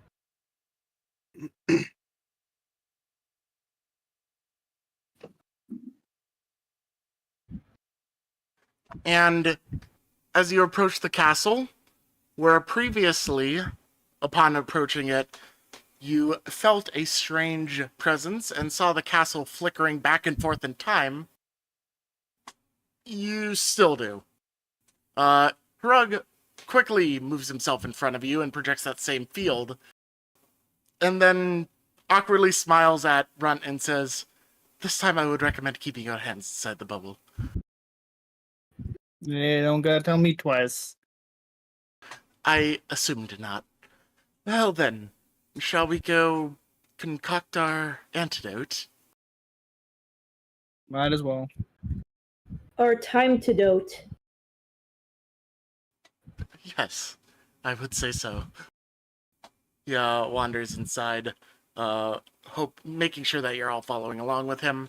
And once again, you proceed into the large chamber with the grand time dragon that you have come on behalf of to aid in, not fucking up the timeline. The room around you continues to shift back and forth in time to indicate that you are still under the effects of his time cold. And as you come inside, he looks down at you and in between sneezes says, "Are those the right ones?" And y'all carrying the different fruits in varying ways. They are all about the size of like a small person in their entirety. So y'all can each basically carry one. Yeah. The question is whether or not Marasmus takes all for himself. Anyway, Harug nods to his mentor and master and then proceeds to go with you towards what you assume is supposed to be the kitchen. It's hard to tell in between all the flickering in and out of existence, but once you're safely inside of the room intended to be the kitchen, at least the area that you need to work with ceases to do this temporal shift all the damn time. And you very aptly cut up 3 of the fruits and basically work your best to crush a smoothie of a sort, as this is effectively what is needed. All of this hassle for a smoothie. Man need his boba juice. Though, If I don't have boba tea every single day by 3, then I think that I might do something bad. It winds up being a pretty big glass of slushy by the end of it all in front of you. But even then, looking at the size of this thing that one of you could probably dip yourselves in, it is still probably way too small for the giant dragon. At least it looks that way.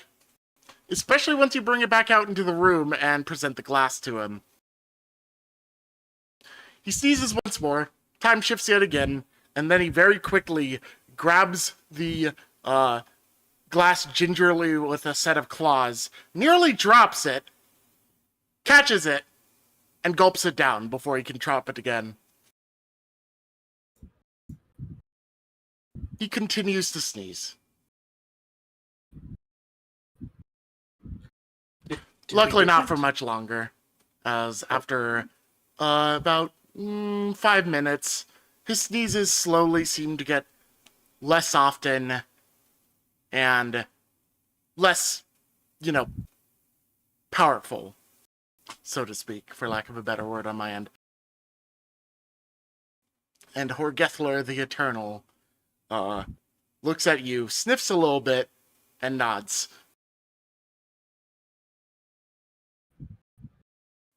You have done well.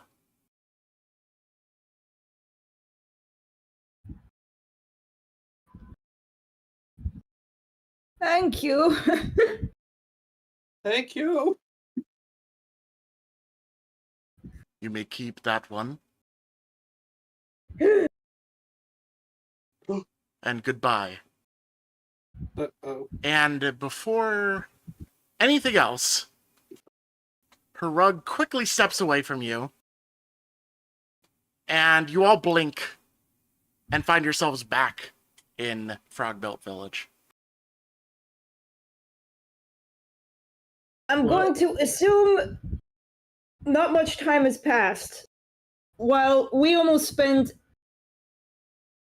almost a bajillion years in the plane of existence, not that much time might have passed. Nothing's burned down. Everything seems pretty normal, especially to Runt. Nothing's out of the ordinary. Rasmus is gonna start cutting into the time berry. No, I was gonna say I probably would have started splitting apart the fruit, Yeah. trying to find if there's any seeds. It probably ain't gonna work. Chief, you and I should roll a cooking. We should roll cooking your survival. Make a nice meal of it. I'm gonna make my own catalog. Listen, Time berry soup. Runt would love to try to find a seed. It will be the most inconsistent book of all time. One part cooking recipes, the other part about chairs. Oh, wait a minute, that's just your generic home gardening book. If you would like to roll survival to see how well you cut this apart and see if you can salvage anything beyond just the fruit. Oh my That was a God, 19. He did. I guess we're good. I think we're good. Yeah, I'd say you're good. Yeah, that is... God damn it. God damn it, Penguin. What the fuck are you on today? I know what I'm on today. A lot of caffeine. Hey! Man cut up 6 pieces. We got an extra. Yeah. You managed to successfully cut, for lack of a better way to call it, the time fruit into 6 equivalent pieces and salvage what appear to be some seeds. Rasmus takes a bite. Considering it's the time plane, you're not sure if they're seeds or something else. Rasmus takes a bite, and by bite, Yes. I mean you shove it inside of yourself and consume the thing as a whole. Consume! It's like a watermelon piece that And- big. The piece, upon anyone who tastes it, the only way you can describe it is that it tastes nostalgic. Mm. It tastes like my first ever fish I caught. And this varies for each of you. But there are no immediate effects of eating it. Other than, you're not that hungry anymore. You haven't eaten in a while. No longer hungry. No more hungry. I'm happy. And with that, I believe that's a pretty good point to wrap up for today. Yeah! The times, the time warp arc. We've done it. We finished it! I Wait, didn't the dragon say, like, yeah, I'll teach you guys, like, magic, or, like, get you stuff, etc., and, like, at the beginning of this, and now he's just like, alright, bye, you healed me, get out of here. We haven't Yep. checked our stuff, so who knows? We had our We'll find out. berry. That's okay. All right. That is the end of today's session. Now, I'm going to be discussing with these nerds about something that I think may be a good idea to do following this session. So it may actually be a short while before next session again, because my consideration, depending on your guys' agreement or not, is to convert us over to Pathfinder 2 before we start the next arc. Pathfinder 2. 2nd edition. Okay. So we will discuss that on our own in the background and see what people think. But for now, those of you hanging around in the stream, aka Skrulk, thank you for joining us. Hope you had a good one. Thank you everyone for participating and putting your thoughts into these riddles of mine that I presented for you. And with that, we are going to call it a stream.